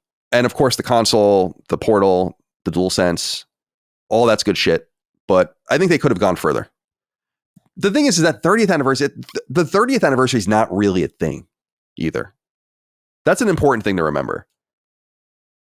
1, 5, 10, 20, 25, 50. I mean, those are the real anniversary celebrations. Yeah. So you're going to get to like the 35th anniversary and they're definitely going to do something. And the 40th anniversary, that's a pretty big one. They're going to get there and they're going to do something. But maybe a lot of it comes to like 25 felt very real, 30 and 20 felt very real. 30 feels kind of like, it's not a real anniversary, you know? You can't celebrate every just 5 years. That's not the whole point. Yeah. It's supposed to get more and more dramatic, you know? So like you hit 50 and then you hit 100. That's why I'm I'm a fucking huge nerd, obviously. And even when I was a little kid, I'm like, it's unlikely that I'll be around for the 300th anniversary of America. I was born in 84 and I'm not going to make it to 2076 probably. And then you see all this stuff going on. It's like, well, we're going to do the 250th anniversary of America. And that is going to be a thing in 2026, like apparently a big countrywide thing or whatever. And I'm like, okay, I can get 250 is good, but now you got to jump to 500 if you're going to do that, you know, where that's the next big one. Because, it's like, again, 1, 5, 10, 25, 50, 100, 250. That's 150 up. But I'd like to go straight to 500 personally. Fuck it. Anyway, that's neither here nor there. I was just talking about this with Mike, actually, about how disappointed I was that I won't be here. Neither will America, though. So Well, dude, yeah, I don't know. The 30th anniversary is, I guess, kind of weird. I appreciate it. It's weird for me specifically because like PlayStation's anniversary is like literally the day before and the year after my birthday. So it's like December 3rd. Was it 94? Right? Mm-hmm. This is PlayStation. And mine's like December 4th, 1993. So there's always like this weird kind of correlation that I feel like there's always going to be something strange. And so it's kind of nice. It's nice for me, but it's not for most people, I guess. Well, we're doing this continuity thing. I'm looking at my list, right? We're trying to kind of tie some things together. Since my last one was Xbox games coming to PlayStation, I'm going to say Sony publishes a game on Switch. Yeah. It's interesting. I wonder to what end this is being done. Certainly it's an experiment, and I would also say certainly the game is irrelevant. I mean, it doesn't seem like anyone gives a fuck. PC sales are non-existent. Doesn't seem like anyone cares on PlayStation. I'd be shocked if there was any difference on Switch. I would be shocked actually if it wasn't worse in some way on Switch. But maybe there's a novelty there, like we were talking about earlier with early PlayStation games to PC and how people bought those by the tens of thousands. This is something I like to see. I think PlayStation, we've said this many times and it's worth putting it kind of in concrete in this episode, is like Sony needs to spread the field in ways that make sense. And for the time being, I don't think Nintendo is really a competitor. It was Sean Layden in that interview we went over that said that Nintendo and Sony have long lived side by side and actually have complemented each other and maybe even helped each other in the sense that one kind of fills in the weaknesses of the other. And by having both of them, you kind of have a very complete gaming experience in the mainstream space. And I think that's going to change when the handheld comes out and we deal with Switch 2 and see what that is. And by the way, this has nothing to do with anything, but did Nintendo really give random third-party accessory manufacturers access to the Switch 2? Oh, yeah. In order to leak all of this stuff? Like, that to me is incredible. Like, these random companies, like, these are the people you trust with this shit? Hyperkin? Like, that's the crazy to me. brand right now. What'd you say? Oh, yeah. D-brand just was like straight up, here's our Switch 2 skin. Yeah. It's that has nothing to do with anything I'm saying. I'm just really surprised that Nintendo is so buttoned up and won't let anyone say or do anything. And then they're like, yeah, here's some random fucking shady accessory companies that you can have access to the form factor. Yeah. It's like, okay. Yeah. Cool. It is kind of wild. Yeah, maybe they figure like, well, I don't know. Maybe they figure, all the their audience is like 90% 3-year-olds, so like they're probably not paying attention. So I don't know what there is to be set up to say about this. It's like, it is literally true. Sony has already been publishing games on Switch in the form of MLB The Show, but we know that is not what we're talking about. This is that is not a choice if they want to keep the MLB license. And it's a bigger deal even that they brought those games to Xbox. But that's not what they want to be doing. This is about what they want to be doing. And they made a conscious choice. I think it's possible that to get the Lego license, they had to offer to spread the field a little bit to a place where people do buy Lego games. However, knowing from interviews with Gorilla that it was Lego's idea to do this game to begin with indicates to me that there was more carte blanche on Sony's part than meets the eye, and that they were like, well, why don't we find out with a game that makes a little bit of sense? I don't think this is a sign of things to come because I don't think the machines are going to be able to speak to each other very easily. PS5 and Switch 2 even, I just feel like there's going to be still a major power differential between these products. And so I don't know that they're going to be able to like just be like, oh, here's Intergalactic or whatever. I don't think that that's going to happen. Change the name. They're not going to, but change the name. So yeah, I just wanted to point that out, that is a novelty and an interesting thing that I took away from this year. Is certainly a move on the board that I didn't expect. I would love to know what they learned from it, if anything.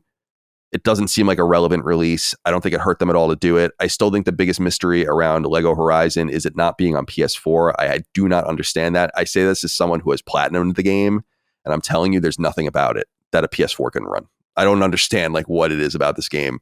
That's a strange move. And I wonder if part of it, the strategy was to say, like, let's not cannibalize Switch sales by putting it on PS4. Let's just see how it does and not even put it there for, let's say, a legacy or a younger content user base seems almost too intentional and weird. I wonder if it will come to PS4 in the future. I think that's, I don't want to say probable, but possible. Anything you guys want to say about this topic? Yeah, I wonder what other things that they could bring over in the future. Of course, we're talking about legacy stuff, but you have to wonder. Probably not. I was thinking like, man, you have a game like Astrobot that is so Nintendo coded, as they would say these days, that just won Game of the Year. Maybe not now, but maybe in like 3 or 4 years. That'd be so weird. But we never imagined a Horizon game on Switch either. And I think that a game like Astrobot would probably sell pretty well, probably sell a lot better than Lego Horizon. So I wonder if this could be a situation where once it runs its course, and maybe there'll be other signs in between of other games that could kind of fit in this, that could work.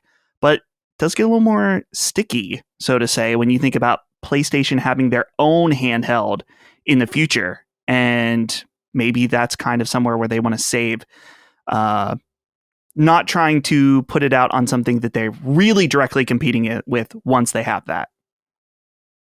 Chris, you have anything you want to add about this topic? About Lego Horizon? I don't know. I think I feel... And Sony? Well, I feel... Yeah, I don't know. I think that game is kind of a one-off, especially, we're alluding to certain things about, future hardware. And I think that alone, like even just something like Astrobot coming to Switch, I think makes sense for Switch, but I kind of don't think makes sense for PlayStation. I feel like this is such a big game. It's obviously Game of the Year. It is a hit with pretty much everybody. It's even the people, the team of Sobi, when they were accepting their award, they were talking about like the gravity of understanding. It's like, hey, this could be like a child's first gaming experience. And I think you kind of want to engender that with PlayStation as much as possible, because it is your weak point, really, is that PlayStation is something that you kind of grow into, and a lot of people kind of maybe don't grow into it because they grow up elsewhere.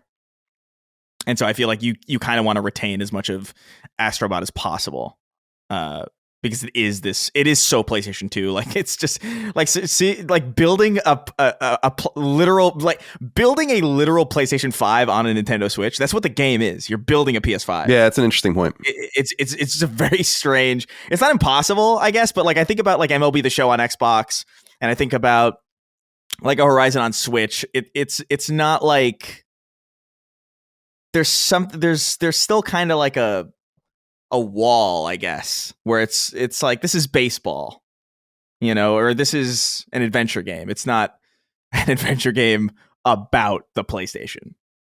I guess I could see it. Like, I would never say like never. I'd never say never, but I think it would behoove them to keep a tight lock on Astrobot. I don't disagree with you, by the way, but I also wonder about the licensing of the game, like everything in it. Like you're saying, the Sony stuff is one thing, but the license is through this particular game on this particular platform for this particular heritage. Like, I'm not even sure it could go anywhere else. Maybe PC. I don't know. And that might be just baked into all the licensing agreements. By the way, we didn't bring up on the episode going in that we did about the Game Awards and all the announcements that there was some funny, subtle shit said by Nicolas Doucet or whatever, the director of the game, where he said, he said something like, shout out to all the companies that didn't ask for anything to get their, and didn't ask for anything to get their games in. He said that at some point during the, which I think was kind of, seems like a shot at Square Enix in some way. Yeah. Although I could be reading into that. I'm catty. I'm sure these guys are too. Why not? Why wouldn't they be? Okay. So that's an interesting thing. We'll keep an eye on that. And, it's important to bring it up for balance, but it's also important to note that people try to pretend that this is the same thing that Xbox is doing with PlayStation. And I'm like, well, that's completely delusional. No. Yeah, no. Okay. This brings us back to you, Dustin. Correct. The third one. I have to cancel the through line, boys. That's fine. Don't worry. I've got a good pivot. Let's talk about titties. Let's talk about ass. Let's talk about Stellar Blade. Yeah. Stellar Blade. A couple crazy things with this game. Just that overall, it's weird. It was like a faux controversy, I feel like, around this game, where, of course, the main character, Eve, very voluptuous in many ways. And it was always funny seeing how someone be some gotcha, or I think it was IGN said, like, oh, the characters in this game look like they were designed by someone who's never seen a woman before. It's like, well, actually, the character designer is a woman. So, no. But including also its release when it came out, the giant controversy about, like, was Stellar Blade censored? Because if you unpatch the disc, you can see half of her vagina in her. I don't remember exactly what the costumes were like, but they were definitely toned down in a patch. And so there's this big thing like, so is Sony doing this? Who's telling them to do this? Are they being shackled? Which I think it turned out, I'm trying to remember that it was like they decided themselves they felt like it was too much, or at least that's what they said. But it's funny because through all that, none of those controversies really mattered. The game was awesome. The game was a big success, and something different for Sony to publish under second party. Definitely a bold move for a publisher to release a game that's very early 2000s in its style in terms of its characters. So I also want to bring up a little memory about Stellar Blade's launch, and that is the Hard R shop. Oh yeah! Shout out to the Hard R shop, dude. I forgot about the Hard R shop. Obviously, yeah. Clearly, so awesome. Clearly, a little bit of a mistake there with the Hard R shop. Not intentional. Worth fixing, probably, but I'm pretty sure we said on the show at the time that we hoped it was intentional. Yeah. It's just so funny. It would be such a funny. It would be insane, but like I think about that every time I see the Hard Rock Cafe in New York when I go back. I'm just like, I love that there's like a chance. Oh yeah, when it burns out, it says Hard Rock Cafe. I love that stuff, man. Yeah, that was funny. I forgot about that entirely. But yeah, Stellar Blade. Clearly, even though it didn't win any awards last night, wasn't the best-selling game, clearly one of the games of 2024 that really surprised people. And I'm very excited to see what's next for that team. Yeah, Stellar Blade was dope. And I think it's to what you're saying, like there's obviously an undeniable sexiness to Eve, and that's the whole point. But I think people that played the game, at least this is my perspective, people that played the game quickly understood the dissonance between the character, the design, and the world, and how it all fit together in some weird way that made it was provocative for being for the sake of being provocative, but also quite subtle in that it wasn't really what about the game was about at all. Remember when we were talking about playing it the spring or whatever, whenever it came out, and I was saying like the reality is I don't look at Eve because like you're looking at everything else.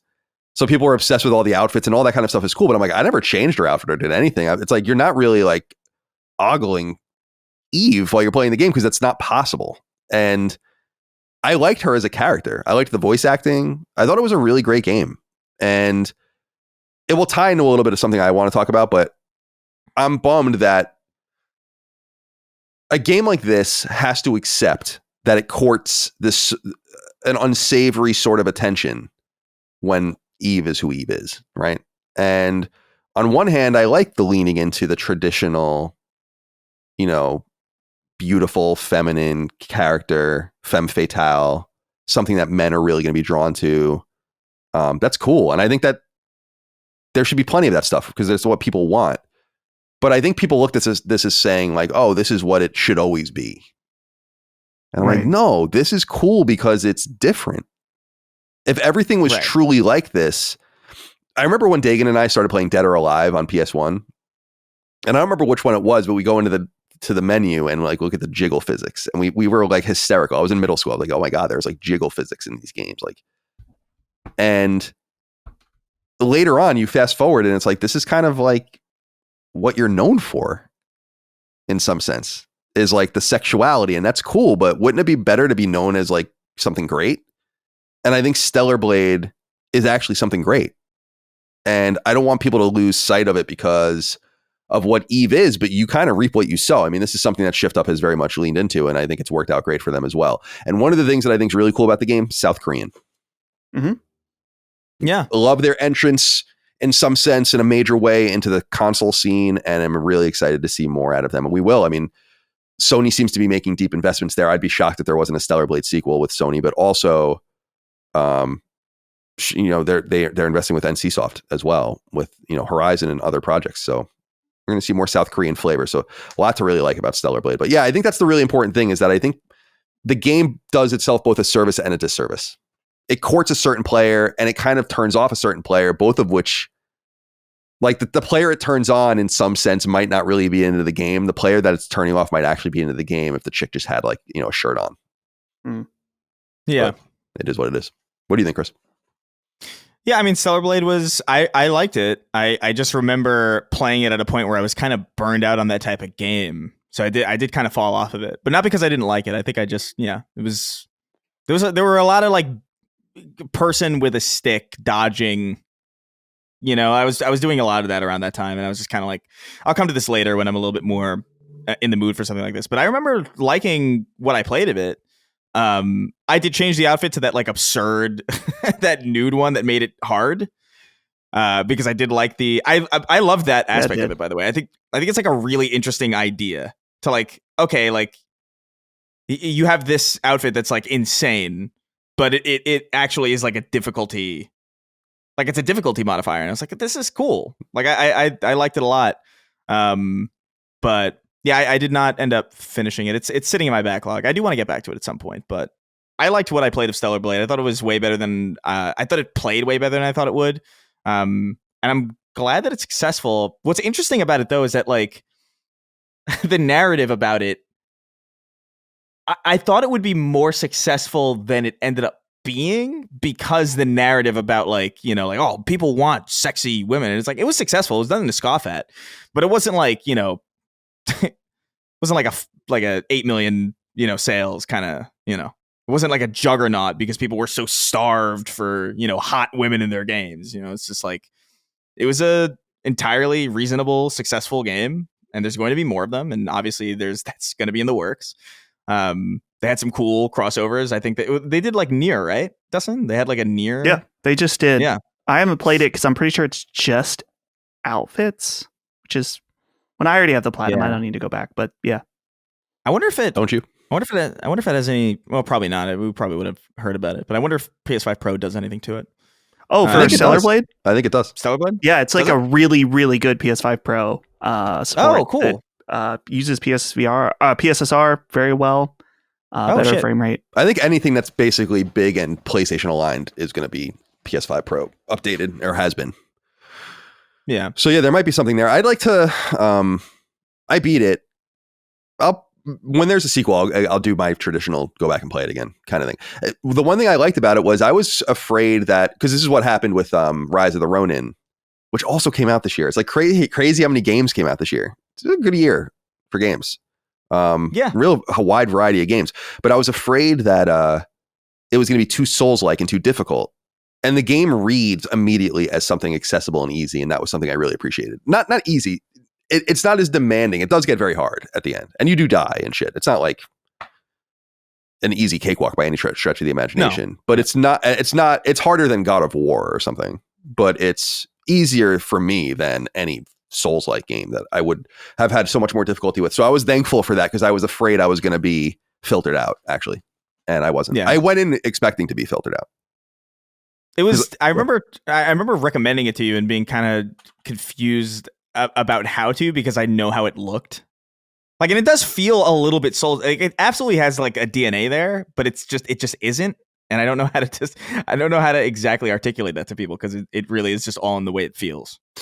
There's a mechanic. I don't remember exactly, but I think there's like a blocking mechanic and a dashing mechanic, and I'm pretty sure I just never really used one of them.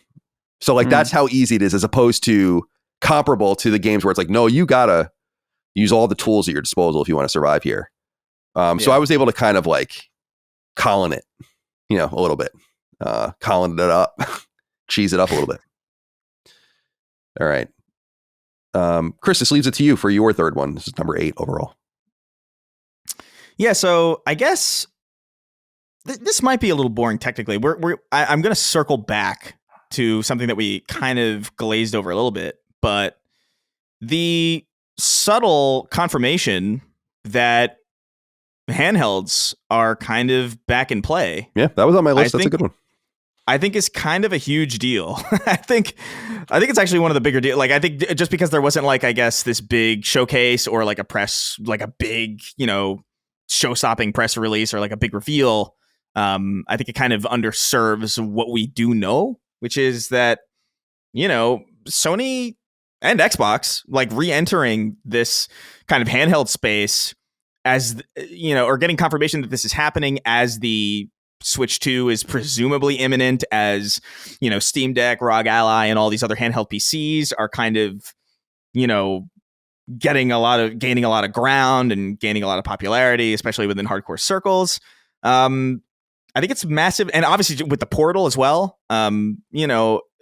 It's a big deal because it's been a long time since we've seen this attempt from really anybody that wasn't Nintendo. We've had smaller companies kind of do their part, I guess. Obviously, Valve doing Steam Deck and ROG Ally. Even like, I guess you could argue smaller companies with like the Analog Pocket and those kinds of things. Like, there's been like some buzz in the handheld space, but nothing really to the degree of like being supported by the big two. And the idea that like PlayStation is looking into this and actively working, and that we can retroactively look at the Portal as this kind of experiment in this testing bed to see like, will people be interested in this large of a form factor? Like, I really think the Steam Deck completely upended the discussion about, the Vita didn't do well. We didn't support it. It needed its own library. It was very proprietary. It had its own kind of host of problems. It was potentially an open vector for potential harmful outside factors. Do we really want to go into this? We're scared. Let's not. Let's seed this ground in Nintendo.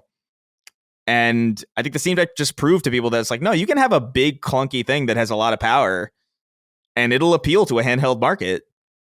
And I really feel like that completely shifted. Although the argument should be that the Switch should have shifted that. But I really feel like they kind of in some way gave them permission to try. And it's really cool, the prospect of being like in the prologue of that new chapter, like looking forward to that happening. Like, what is that next PlayStation Portable going to look like? What does an Xbox handheld look like? And how are they going to compete with each other?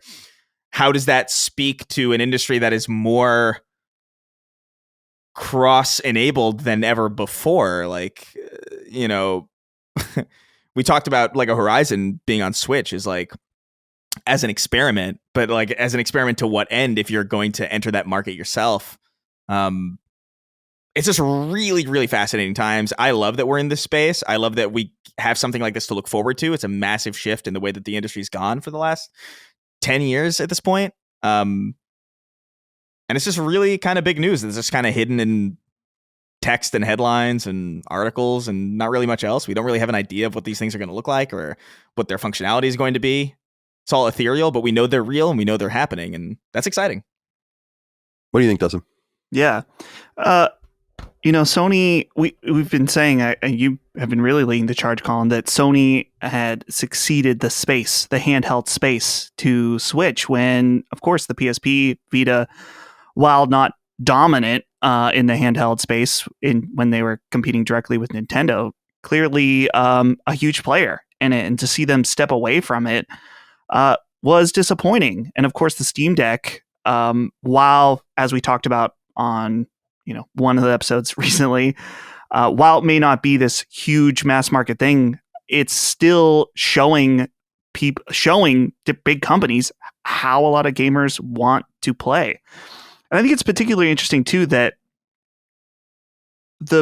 I think part of the reason why handhelds are growing and succeeding, or at least starting to really catch people's attention, is that, to my chagrin, I guess, is that the factor of your digital library playing into it. So one of the things that makes Steam Deck so appealing is a lot of people already have giant Steam libraries. It's like, okay, well, you can use all that and take it on the go. And certainly with PlayStation, I mean, the library aspect is one of the things that had them continue to succeed in this console generation over Xbox. So they won so big on PlayStation 4 when people were building their libraries that it's less likely they want to switch over. So why not give them another thing to kind of cement in? It's like, hey, you have all of these PlayStation 4 games, PlayStation 5 games. Well, here's a device now to get even more use out of them. So I think the biggest thing, and Chris touched on this, is just that how is this going to play out? The thing that we heard recently is that the PS5, that the device will play PS5 games. So what does that look like? How are they able to fit a PS5 into a handheld form factor? Surely it's going to have to run games at a lower resolution in order to hit the power draw and stuff like that. But there will be many hurdles for them to overcome. But clearly they're looking at it, and the juice is worth the squeeze. Yeah, it's excuse me. It's interesting to think that they did seed this space, and they really have no one to blame but themselves as a fundamentally technology-driven company that has been ahead of the curve and at the beginning of the curve at many times, inventing things out of whole cloth that end up becoming industry standards and important technologies and all the rest. And it's weird that they just kind of walked away from this thing and let others. It's a permissive sort of thing, like you said, Chris, but it's also like a market imperative now. It's like, well, not you'd be stupid now not to do this. So yeah, you could have been doing this the whole time. I think the Vita really burned them, but I also think that they were experimenting probably internally with what would have been a third traditional handheld that probably wasted a little bit of their time. And then when they saw the forest for the trees, they were like, all right, well, we got to move forward and maybe do something that speaks better a la Switch to the ecosystem we've already built, because we've been asking for all these generations for people to go in two different directions. And it wouldn't really be the first time they did this. I mean, it was kind of novel, and I'm sure you guys remember this. I mean, it was awesome. Were PS3 Vita games, right? Like games that you could send PlayStation All-Stars Battle Royale data and Sly 4, and you could buy both versions of the game, and they were basically the same versions of the game. They were trying that, but even then they had two SKUs. They didn't really speak together on a technical level very well. One was very low res, poor frame rates and all the rest. Like the Jack and Daxter collection, I want to say on PS3 ran at 60 frames on PS3 and 20 on Vita. So there were major drawbacks to the way that they were trying to intersect these different pieces of hardware. I think you're right, Chris, and we've long examined it, that I think the permission came from two different places. The power permission came from Steam Deck, and the commercial permission came from Switch. And once they realized they can do both, I think it just became kind of an inevitability. I'm super amped to see it. I want to know what they're doing. It's probably going to be at least a couple of years till we even see anything, but it feels like an urgent problem. And like I said, when we talked about it, when they officially kind of acknowledged that they were doing it, is how does this affect PS6? And what does that mean for the future? Is it a better idea to just wait and try to release a new console and handheld at the same time that speak to each other? Or do you want to support PS5 for a long time? Keeping in mind, dude, at the Game Awards, we saw multiple games announced for PS4. It's 2025. The PS4 came, or 2024. The PS4 came out in 2013. So it wouldn't be a huge surprise if they tried to do all of these things at the same time. Yeah. I'm of the mind that you don't want to wait, actually, because I'm of the mind that we've kind of reached this interesting plateau where, look, I know that game streaming is not the prime way that a lot of people engage with things, but it really is very good. Like today, like in comparison to like what I remember from back in the On Live days, which I remember trying On Live back in 09 or whenever, like 11, I can't remember exactly what year, but the fact that you can have something like the Portal that is that slim, that draws no power, and you can essentially play like PS5 games at full resolution and frame rate, and not really have to sacrifice anything for it. Ultimately, I kind of think that gives them somewhat of some leeway in the sense of like, yeah, you can run PS5 games on this thing, and it's small and compact or whatever. But if there is a PS6 in the future, there's a way to use that as well. And I really feel like a lot of this has come together in an interesting way that ultimately gave them the green light to go ahead. It's not just the the market thing from Switch or even just like the size from Steam. I do think it's the fact that the Steam Deck was their confirmation that people didn't need dedicated games for that hardware to make something work, because that was I think the predominant understanding of handheld machines back in the day. It's like, oh well, if you're gonna have a console and a handheld side by side, like they need to have their own libraries. People aren't going to buy a Vita if it doesn't have dedicated games to it, and that was true at the time because there was no real way to get that parity. But now that parity is somewhat existent, and there are games on PS4 that are being announced at the Game Awards, like you said, games are a lot more scalable than they used to be, and Steam Deck proved like, yo, as long as they're happy to have the games that they already have on the go, and like, can we do that? It's like, yeah, well, we can absolutely do that. We just did it with the Portal. Let's just do it. Let's just commit.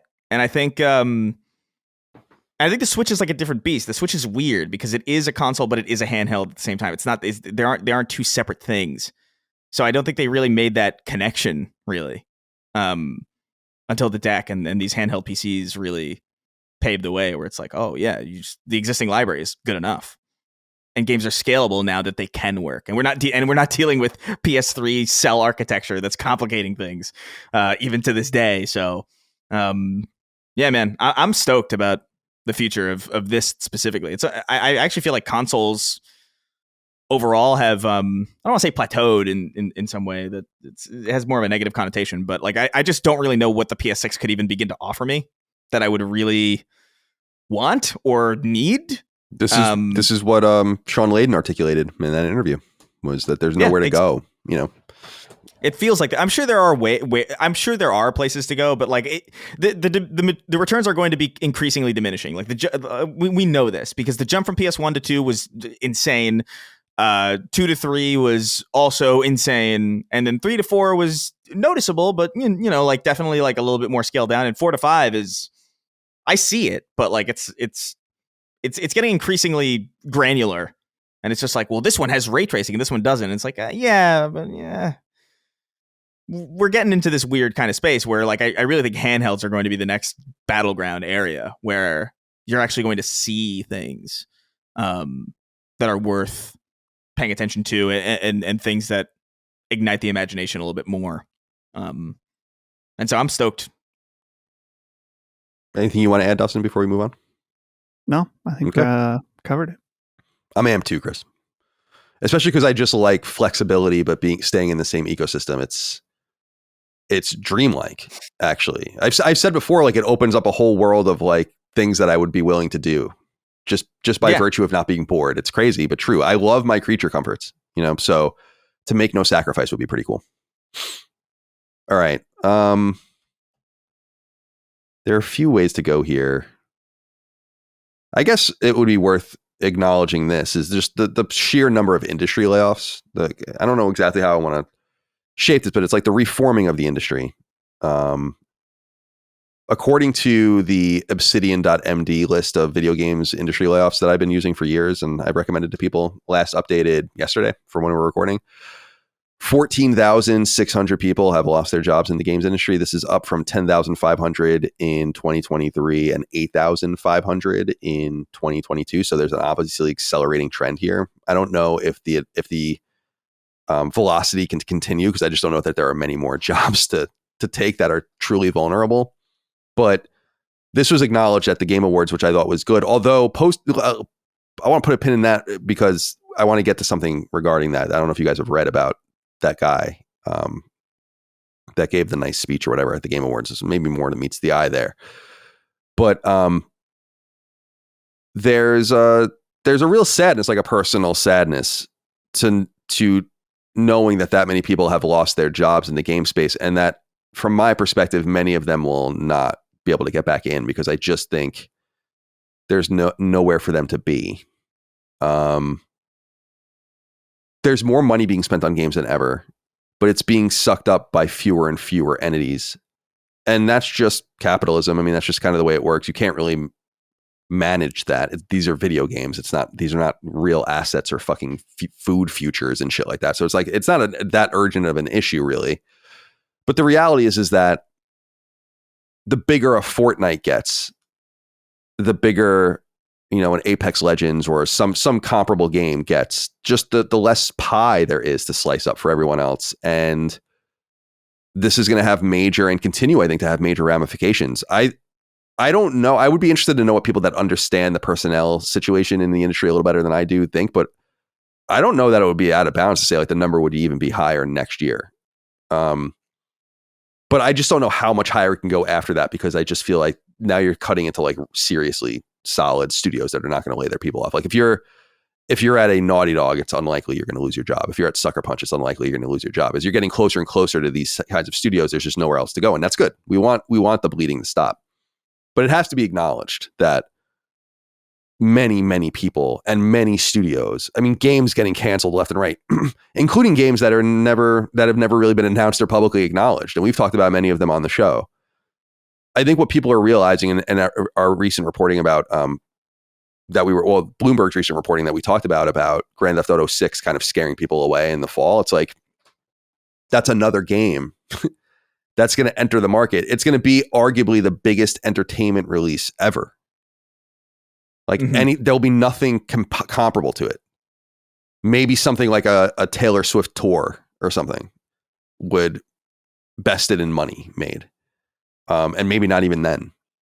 And it's like, this is huge. And the problems that we see, therefore, will only become compounded, because now you're going to throw this baked pie of all these slices, and then you're just going to plop Grand Theft Auto on top of it.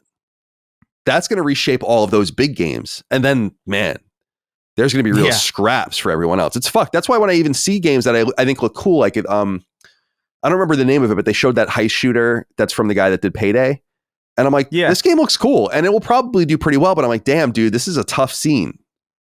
Where do you fit? Payday 3 is DOA, I think, isn't it? Like, yeah, that died pretty quickly. Yeah. So to me, I just look at all this and I'm like, man, there's just nowhere to go. And it does suck. This is the one problem I think about the lack of expansion. And like you're saying, the plateauing of the gaming space, which has been long lamented by all sorts of industry moguls about how there's just so many people. But if that's true, and then you're giving them more, like, and then games are being played at a level that have never been played before. Hundreds of millions of people playing a game. Guys, the best-selling game on PS1 sold 10 million copies. Think about how that pie was divided. It was like everyone could eat. And now you're at games like where GTA 6 will sell 10 million pre-orders. Probably way more than that. And so we're in a totally different environment. And I wonder what it means for people really getting into this industry. I'm really blessed. I don't know if you guys saw, there's a tweet going around. I don't like the person, but I'll acknowledge the tweet. It's Danny O'Dwyer tweeted out recently, man, like there might literally be like 50 games media jobs left, like real ones. And I'm so grateful that I was in that space when it was vibrant and on top of the world, and there was places to be, and you could have aspirations and climb and get places and kick the door down and be a young teenager like I was, just writing on the internet and get scooped up by IGN and brought in. And it's like, I'm sad that avenue is gone, but I'm glad I got in and was able to make my name and make a place for myself in this space before things got really crazy. And I'm kind of protected in some sense by a really loyal audience. But I think about the parallel experience of being a game developer. This is a pretty shitty situation to go into. If you like, creative industries need new blood all the time. And if your veterans are being laid off and your experienced personnel are being laid off, there's no room for anyone. It could be bad for like the creation of games. Not literally, games are always going to come out, but like what you get out of this scared, risk-averse industry with like going into this barren, long winter, Yeah. I don't know. I don't know if any of that makes any sense, but I just wanted to acknowledge that is happening. It's having a major impact on people making games. And I know there's a lot of consternation between all these groups. People play games, people make games, people cover games. Everyone seems to hate each other, but still there's a human element to it you can't deny. I think that's really important to acknowledge. And I hope it improves, but I just don't think it will. And I think we're going to have the most disruptive product ever released in video games dropped on top of this problem. So get ready. Yeah. I had wrote this down, but had a little bit of a different angle. I had said Jim Ryan takes a nice photo at Sony London before shutting them down. Yeah. Was part of this because it was in February. We found out Sony was laying off 900 employees, which is around 8%. That included Insomniac, Naughty Dog, Guerrilla Games, and Firesprite. And of course, Sony London being completely shut down. So was it last year or the year before we were saying with all the layoffs, we're like, oh, it's going to come to Sony. Just wait, it's going to happen. And this year, when it happened, 8%. That is no small amount, 900 people. And of course, including from the big teams, Insomniac, Naughty Dog. So unfortunate to see. Yeah. That's right, yeah. But at least, while it's not funny, the picture with Jim Ryan happening right before then is a little funny. Well, I mean, it's funny. I mean, it's definitely funny. It's cosmically funny. Yeah. It's perfect. Yeah. In a cosmic sort of way, yes. It's definitely, I agree. It's definitely funny. I mean, it's crazy is what it is. But I understand, like, it's like, I don't know. There's so many different things to say about it. We said at the time, it's like, what do you do if you're him? Right. You're like, oh, shit. Like, you definitely know. I mean, you obviously know. So. That's such an awkward situation, man. Yeah. Any reflections, Chris, before we move on about the industry upheaval and the layoffs and the loss of personnel? I don't know if it resonates with you guys, like what I'm saying, that I just think that there are going to be, there's a game of musical chairs going on. It's like, it's pretty urgent. And that's why I think it's really important to buy games and buy small games. Yeah. No, I it does resonate. I think, I mean, I know people personally affected by this stuff, and it's terrible. And it sucks, especially the reasons. I do think, I'm not like a conspiracy theorist or anything. I don't think like it's all this is like completely unnecessary. But I look at some things where certain teams have just shut down their entire, like they just get rid of QA and now they have AI do it, and it's just like, well, you've kind of taken away like a pretty key entry point to the industry where you're kind of, it really is like a kicking the ladder out from under you in some way. And I don't know if that's true for everybody or every single one of these things. I'm sure some of these companies are really struggling, but I also feel like a lot of this is just managerial, just complete incompetence of people being put in positions that they have no actual stake in because they've inherited something or they've been promoted from something that they have no real business being in, and they don't really see the value. They don't really understand how to manage the books. They don't understand like what money means, and they don't understand like what's actually valuable. I think human QA is pretty valuable because that's your inflection of new blood. That's like, it's like sealing off a blood transfusion. Yeah, and then you get the hungry people and stuff, like, yeah, you're just gonna wither and die at that point, or you're just gonna have out of touch people like who are tenured into their positions who think like, oh, Concord's gonna be fucking great, and it's like, okay, all right, good luck, man. Have at it, Haas. But I think, yeah, I don't know. It is sad. It's disruptive. And I don't know what else you could say, really. I'm really empathetic I have a lot of empathy for people in that position, but I am also in agreement with you where I do feel like the industry is somewhat bloated. I think there is a money management issue for sure, but I also think there's too many people at these studios. There's too many games, and not even from studios, just like in the space. Like, I really feel like PlayStation needs and Xbox and all these places really need to get on their curation. Like, right the fuck now. Well, I'm not even going to complain. Dude, I'm not even going to complain about this publicly because I don't want people to be like, oh, it's just no one gives a shit about your game or whatever. But we don't have sales numbers or anything yet. But for Tribreaker, at the time we're recording this, but Barry was noting there have been 22 games released since Tribreaker came to PS5. Tribreaker came to PS5 at midnight. Okay? Yeah. This is what I'm talking. It's fucking December 13th, dude. When we're recording this. It's insane. And I don't think that helps. No. I will say, I feel like that's actually, I feel like it might actually be like a bigger problem than even anybody in the industry really realizes. You got to keep fucking Sushi Jump off of these stores. Like, what the fuck? I don't know. It's a huge problem. Secondary tangent. Well, dude, no, it's like complaining in the wind in some sense. I feel like, because I feel like people think it's very self-serving of me as someone who co-owns a developer and stuff like that. And maybe it is, but I've been saying this for so long. It's like, man, this is really like just the lack of discoverability and the free for all of little indies that, I don't know, man. I don't want to shit on people's games, but I hate when people be like, if you got rid of half your games and Lilymo's games wouldn't make the cut. It's like, yes, they would. Yeah. Like, they don't know what they're talking about when they say that. Yeah, they don't know how bad it is. Yeah, like they really don't. It's like they would easily make the cut.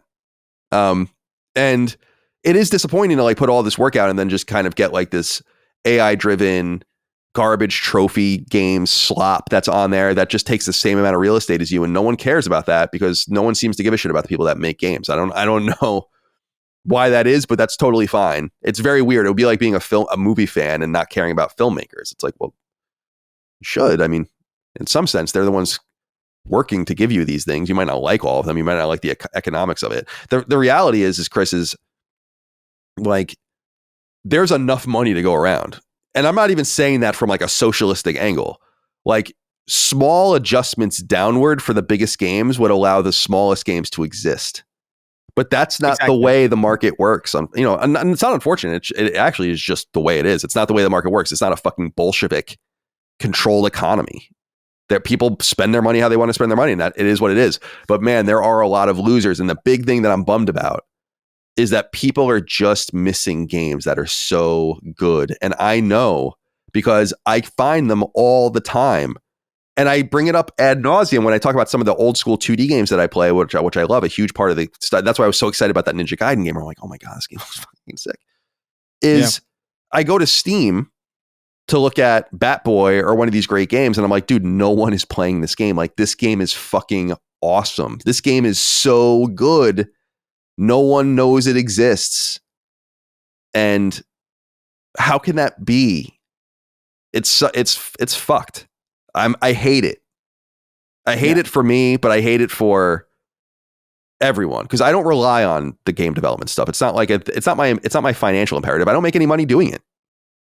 Like, so yeah, it's a passion project and something we want. Barry and I always talk about making it like one of the games hitting. That's what I'm in it for. And we don't think any of the games we're releasing now are going to be the games that hit. But it's like getting to that point where it's like maybe it'll all pay off. But a lot of people are not in that position. A lot of people are like, I pay my rent, or I do this, or I pay for my childcare, and I do, and I need the money to survive. And there's nothing. And it's like, you're not owed anything. That's for sure. But the buying and playing behavior, it's why I was so and am kind of so anti Game Pass, is like, it's just not going to work out for a lot of people. Apple Arcade is the same. It's not just Game Pass. It's like all you do is read stories on insider websites of people saying like the price we're getting for games on these different things are going down and down and down and down and down and down and down. It's like, yeah, of course. They're squeezing the life out of everyone. But nonetheless. Okay. We're at number 10. So this goes back to you, Dustin. We have 2 left, right? Each? That's right. Okay.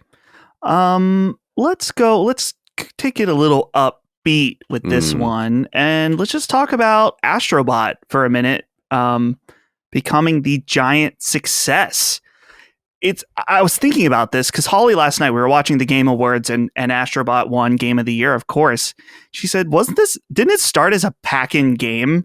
Like, kind of even less than that. It began as a thing for the PlayStation camera on PlayStation 4, whereas kind of the Astrobot character was born.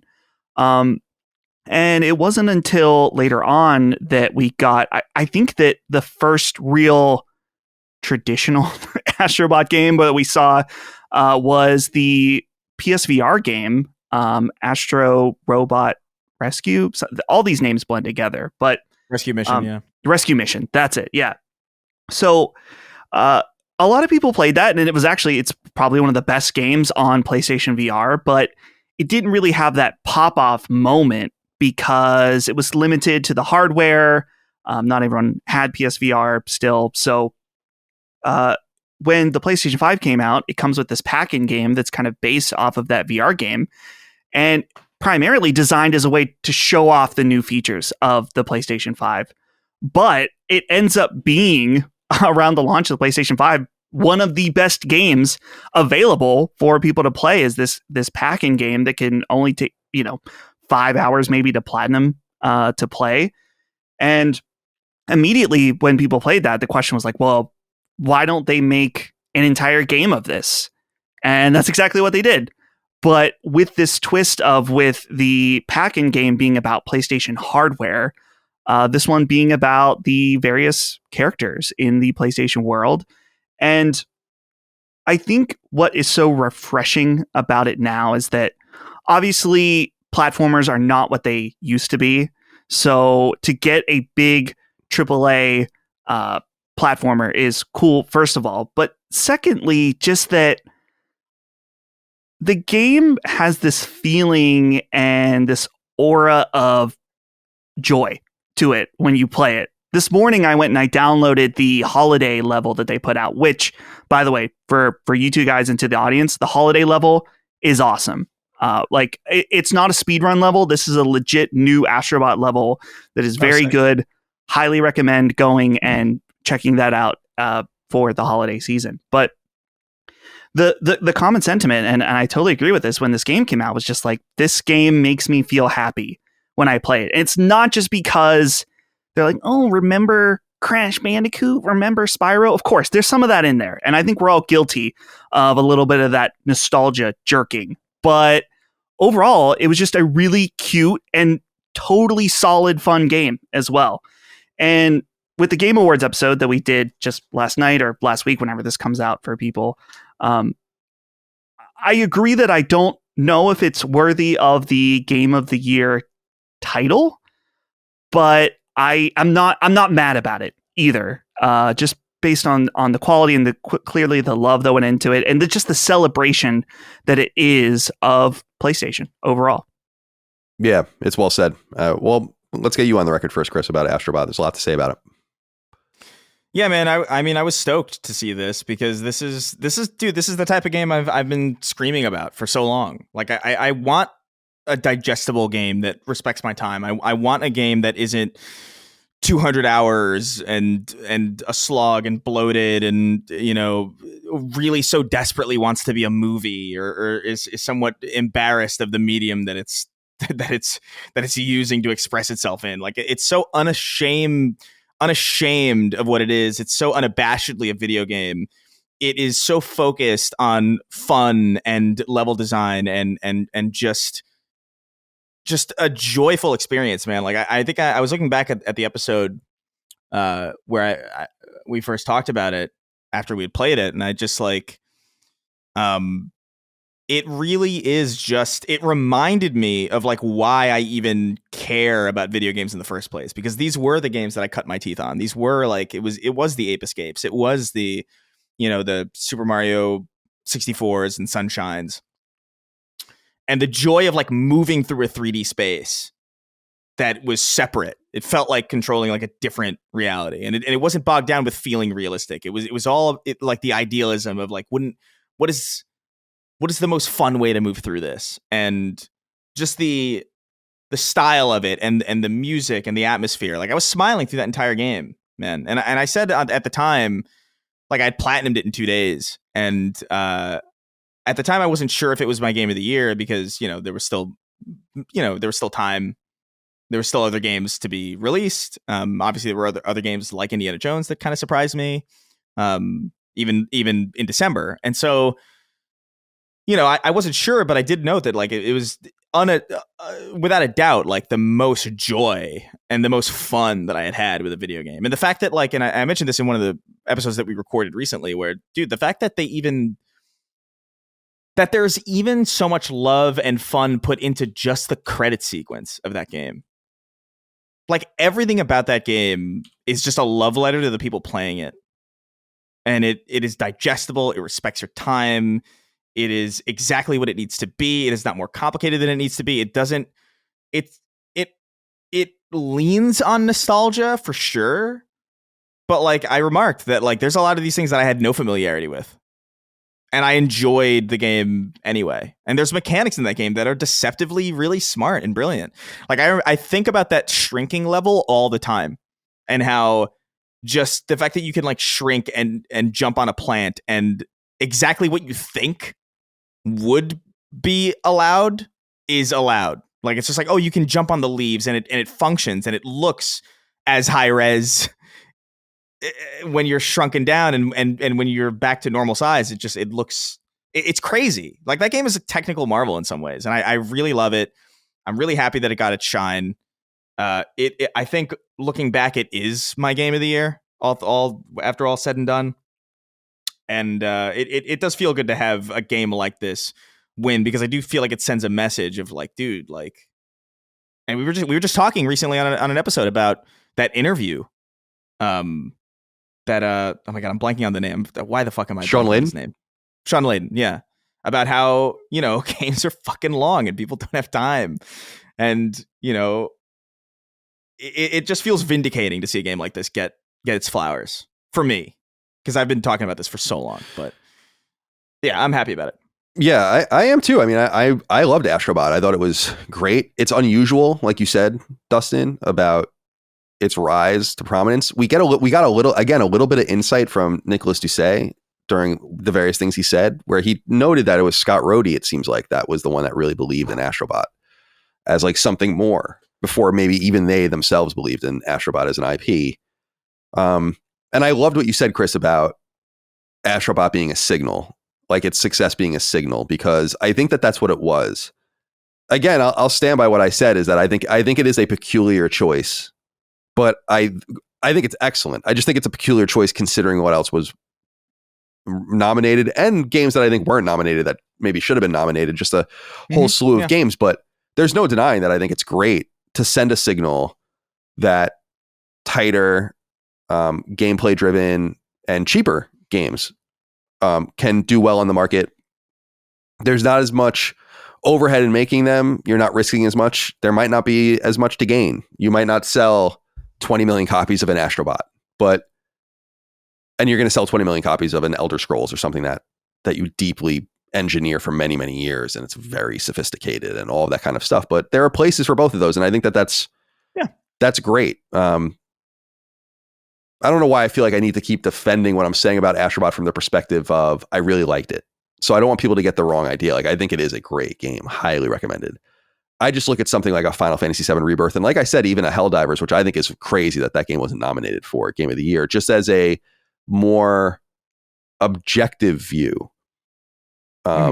I think that there might, I was looking at the Game of the Year list, like the nominees, and I'm like, I think that if either Metaphor or Final Fantasy VII Rebirth weren't on the list, the other one would have won. I would be interested to know like what the final tally was, and if like-minded voters voted for one or the other, splitting the vote and giving it to Astrobot. But they'll never be transparent with those numbers, and it's really not that important. But it is a big deal that it won. I mean, I don't give a shit. We don't really give a shit about these awards, but the industry certainly does. And a lot of people look at that as like the standard bearer of like what is the true game of the year, as opposed to IGN's or GameSpot's or ours or whatever. So it's an awesome win. I wonder what it means. I'm sure Astro is going to get a sequel, but I wonder what it means for the nature of the sequel. Will they try to go bigger? Will it be the same kind of game? Do they want to go back to the drawing board? Since there's not as much money in a headcount invested in a game like Astrobot, they could take a risk, because if it doesn't work out, it doesn't really matter. I mean, it's not Concord or Intergalactic or something like that. So, okay. Chris, I think that brings it to you for your fourth one. And actually, before you do that, Dustin, I want to be cognizant of your time, because I know we're going way longer than we thought we were going to. So do you want to bail out or something? No, I'm good. I got a text just actually a few minutes ago. They're for context for listeners, my parents are coming in with a truck of stuff moving from Virginia. They're coming in at 7. It's 6:13. So okay, I got time. Cool. So we can let you go at that time if we're still going, but we'll maybe be wrapped by then. All right, Chris, what is your fourth selection? Okay, so yeah, so mine is Sucker Punch Comes Out of Hiding with Ghost of Yotei confirmed. Wokest of Yotei. Wokte. Wokte. There's no elegant way to fit that in. But yeah, so like seeing them kind of come back, obviously it's not a surprise. We knew that this was going to happen, but I do think it was always curious, like what this was going to be. Like, would it be a Jin game, or were they going to move on? And it looks like they've moved on and changed the entire kind of locale it's interesting. I personally liked Ghost of Tsushima like a great deal. I thought it was like one of those games that definitely as a vibe was just really, really strong. I think the art direction of that game was fantastic. I think it's just a really brilliant game. Maybe not narratively, maybe not overall like as like a, you know, game of the generation or anything, but like I thought what was there was like very, very solid and very, very good and very, very beautiful. And actually a lot more challenging than I thought it would be, like narratively. Like they went in certain directions in that narrative that like kind of surprised me. I didn't anticipate.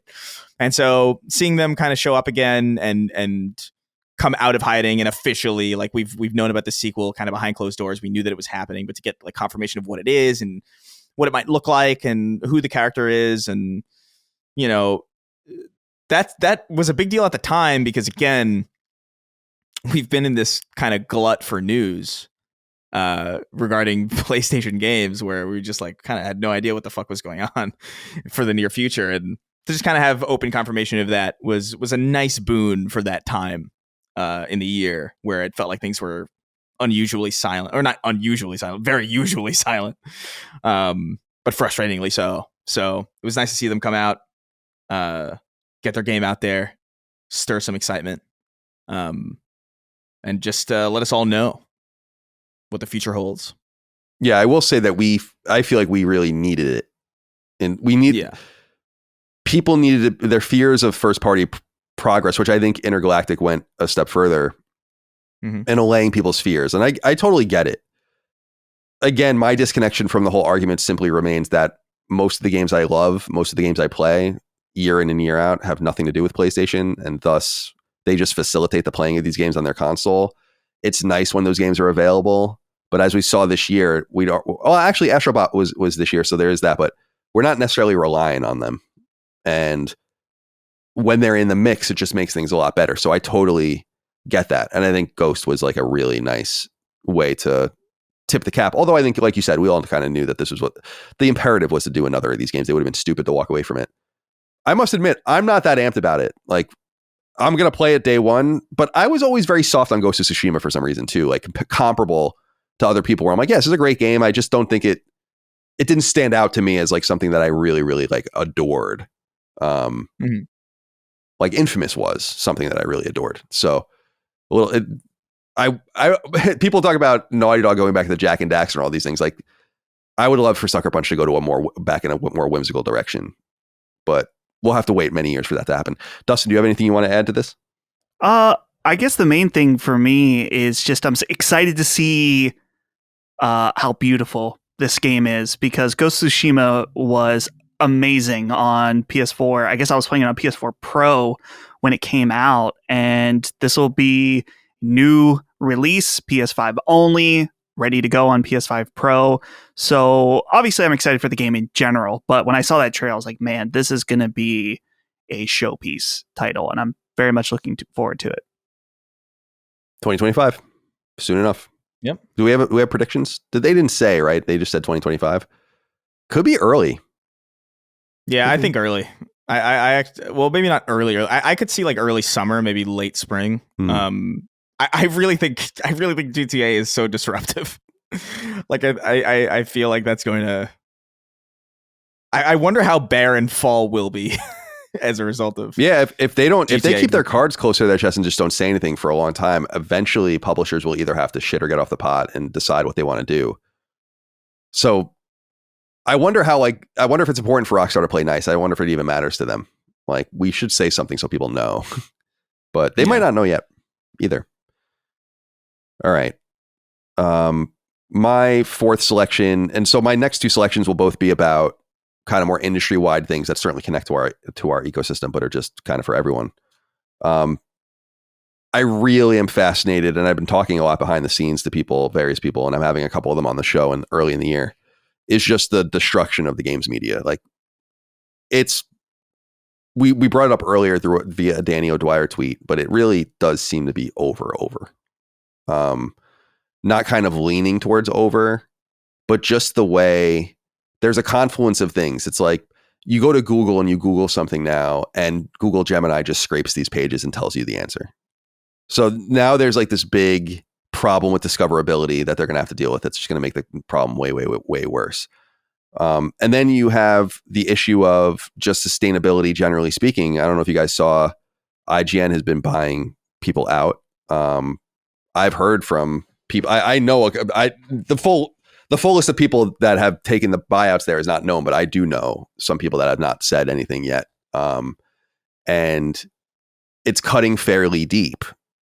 And this is what I was saying earlier about like game layoffs in the development space, in the publishing space. It's like there's nowhere to go after a while there, and they're not anywhere near there. But now there really is nowhere left to go. Now you are really on the bone, like the structural integrity of these places in a lot of ways.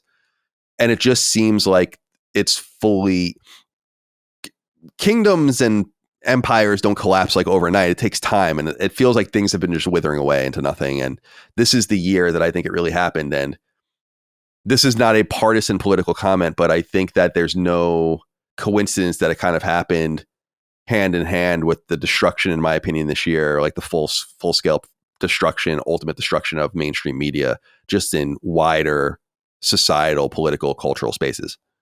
It's all part and parcel of like the same thing of the deconstruction of power centers, who you trust and who you don't, who has your best interest at heart, and the rise of micro communities. There's just no need for big microphones anymore. That's the really fascinating thing that I think has just come to fruition. This has been a long time coming. I was at the tip of the spear of this all happening 10 years ago, but I think it's fully run its course now. And to the point I was making earlier, I'm grateful that I was in that space, because it's not a space that even exists anymore. So it's like something that is just gone and there's no way in. If you want to work at if your aspiration is to work at IGN, and I say this with respect to IGN, I love IGN, it's where I come from. That's not an aspiration worth having, in my opinion. It's not, because it's not going to happen. It's not the same. And it sucks that those things have gone away for new generations, but it's great for people like us. And we were part of it was death by 1,000 cuts, and we were one of the cuts. Like, there's just no doubt about it. So wanted to acknowledge that it seems like I don't know what's going on out there anymore, but the people that are working in the industry are few and far between from the media space now. I don't know if you guys have anything you want to add about that, but I would just say that, yeah, the thing about we'll say mainstream gaming press is just that, especially now from I don't know if it's a technology side or just the internet in general, is that there isn't a lot of need for a messenger, right? The companies can directly interact with their audiences now through social media channels. And so that it goes to show the shift is no longer to who is the messenger telling you news, but who is the interpreter of the news. Who do you want to look to explain things, to give you their impressions, stuff like that. And that's where we've fallen in. So it's not surprising, but I wonder still, like, even just a general news site, like eventually it'll be like, what's the point? I'm sure there will be reviewers around, and maybe even in more unofficial format like IGN, but the space is now here. So, but the competition here now is also fierce. So got to keep our game up. No, it is fierce, I think. And I have massive built-in advantages from that decayed world. Right. That I was able to bring in and get out of the portal before it fucking shut. And that's a massive stroke of luck. I mean, if we were starting from the ground floor, we would be one of a fucking billion people trying to do the same thing. So it is competitive out there, and we're incredibly fortunate. Okay. This brings you back to you, Dustin, for your final one. Yeah. Let's see. I have a few left, but let's go with this one. And I'm going to open this up a little bit, but I said Tomba returns and no one cares but me. But I want to open this up broadly. Just, so yeah, Tomba is back, which is crazy. They re-released Tomba through limited run games, and I never thought this would happen. To the point where now even that they've announced Tomba 2 is coming as well. But where I want to open this up is the continual shocking revival of old IP in an awesome way. We just had the release of Legacy of Kain, which is Chris's W.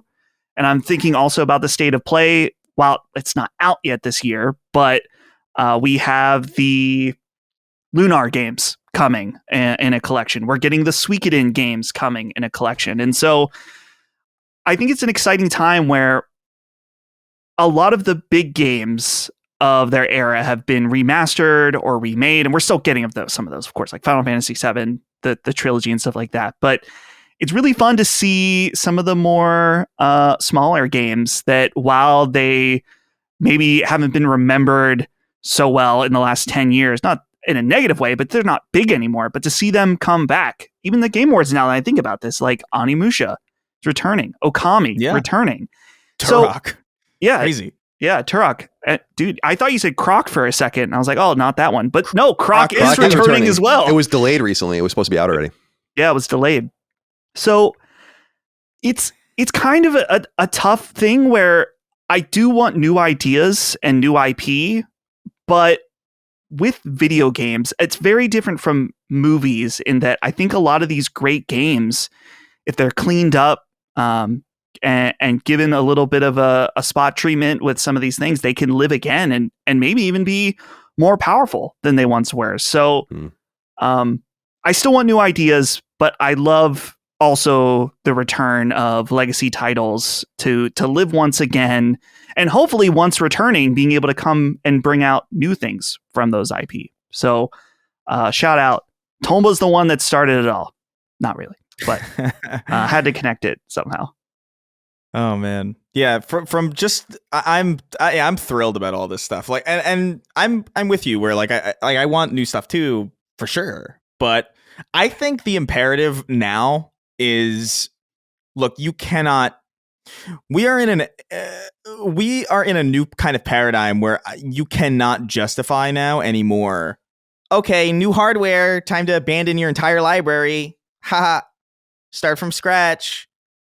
That's over, I think. And it should be. I think technology is at a point where there's no real reason why that should continue. And so I think the delving into older games this generation has a different feeling than before, where I feel like there was that expectation where it's like, okay, I got the Splinter Cell collection on PS3. The paradigm that we're used to is that, like, okay, the next thing's going to come out and it's not going to be backwards compatible necessarily. But now that we're used to that, I feel like it never bothers me now when like a PS1 game is brought back, or they delve into, or Aspyr makes another, like, hey, Tomb Raider remaster or Legacy of Kain remaster, because that to me is a preservation move. That to me is like, okay, these games will exist now, not only through PS4, PS5, PS6 and onward, but now like through this handheld that presumably is going to exist. And it doesn't have that same feeling of dipping into the past for cash for like a short, quick buck. It really does, even though that ultimately is what it is. Like at the end of the day, it is like, I don't think Legacy of Kain, dude, I love Legacy of Kain so much, but I know that game, and that's not going to break the, it's not going to sell like 15 million copies, but just to know that it's there for me and it will be there for me in perpetuity. That's great. That's a great feeling, because so many games are lost to time or stranded on weird hardware. There's still so many PS3 games that are just like stranded. So we have a long way to go, but like we're slowly building that in perpetuity space. The thing that Steam has had for so long, we're building that in console spaces now. And I think that's really, really fucking exciting. Legacy of Kain was on my list also, by the way. Like, nice. Absolutely. Like I had never, that was one of those things where like, do people care? Like, cause I don't know how much people cared about Legacy of Kain, and maybe they don't. But that Crash Team Racing got brought forward in the way that it did was staggering to me. So I thought like Legacy of Kain was a pipe dream. And to see that back in the capacity, not only that it's one Soul Reaver, but like Soul Reaver 1 and 2 is like really surprising, because I expected maybe like a medieval type thing where it's like, okay, here's the first one, that's the one that you care about. And it's like, no, it's both of them. This is great. And the push for the preservation of these things going forward, I think is important, and just culturally important. For the history of the brand, I think it's important to have on modern PlayStations the ability to delve into the entire catalog of that history, or ostensibly the entire catalog of that history. That gives a flavor to the machine that I think is special. I don't have too much to add here other than I feel like, well, first of all, I agree with everything you guys have said. I think it's just great to have access. Going back in time and extracting games from the past requires people to understand that you're not going to make a lot of money. There's not a lot of money to re-release Croc. There's not a lot of money to re-release Tomba. You kind of got to do it for the love of the game and make a little bit of money along the way. And like was said, like maybe 1 out of 10 of these gets revived into something meaningful and you were there and you make your money that way. The one thing I'm excited about is that there are studios just dedicated to making this happen. And Digital Eclipse is probably one of the biggest examples. And I've been really lucky to, M2 is another example of a studio doing it, and Saber even. But I've been really lucky that the two franchises, the retro franchises I care about the most, in Mega Man and Castlevania, have both been very well treated with re-releases. There's games that are still missing, specifically from Castlevania. But you know, when the Mega Man Legacy Collection came out, that was really one of the first really fine, well done collections of retro games in the modern era. And it's all been uphill since then. And I think it's sick that a lot of these, it's just good to have them available. Of course, it dilutes the pie even further, but that's like the least of anyone's concerns, these kinds of games. And I am super excited about the Lunar re-releases. Suikanen's in there too next year. Mm-hmm. All right. Chris, your final. No, this is 14 overall and number 5 for you. Yeah. I will say a lot of what was on my list, the big consequential things we've already touched on, but I'm going to throw in just like a really not consequential thing, but one that it's very recent and it made me smile because it is just funny. But there's not really much to say about this, but Ken Kutaragi standing up at the Game Awards and just having to sit back down again is hysterical to me. And that's really it. That I couldn't think of much else. A lot of this is like, a lot of my list is just things that are coming and announcements and hardware and things like that. But that made me smile so hard because it was like a sadness. It was like a sadness, but also like I could not laugh. But yeah, I miss the cringe, I guess, of live events so deeply. Yeah, it was surprisingly well done. There was not very much cringe, actually. No Bill Clinton kid or there was I will say some of those bits a little long. Yeah, sure. But I think I screamed at a certain point because I was just like I was in pain. But that was the father of PlayStation being just getting up, and being like, ah, and then they usher him back to a seat is very funny. But there's not much to say about that. I just thought it was funny. I have 3 more. The 2 that I won't use is I thought it was interesting. Apple and Sony seem to be getting more comfortable with each other in some ways. I wonder if that will continue. And Holston Nishino taking over PlayStation as co-CEOs. This is a very, if you read like deeper business analysis of Sony, people are very skeptical of this approach. And it's not seen very much, especially in big Fortune 500 levels or style companies like Sony, even within their subsidiaries. So there is some skepticism about this, but I do like the approach. It's very unique to PlayStation because they are both a hardware and a software company. A lot of companies just do one thing. A lot of companies don't. But it's cool to say, like, you do this, you do that. And hopefully maybe a little bit of internal competition keeps them both honest.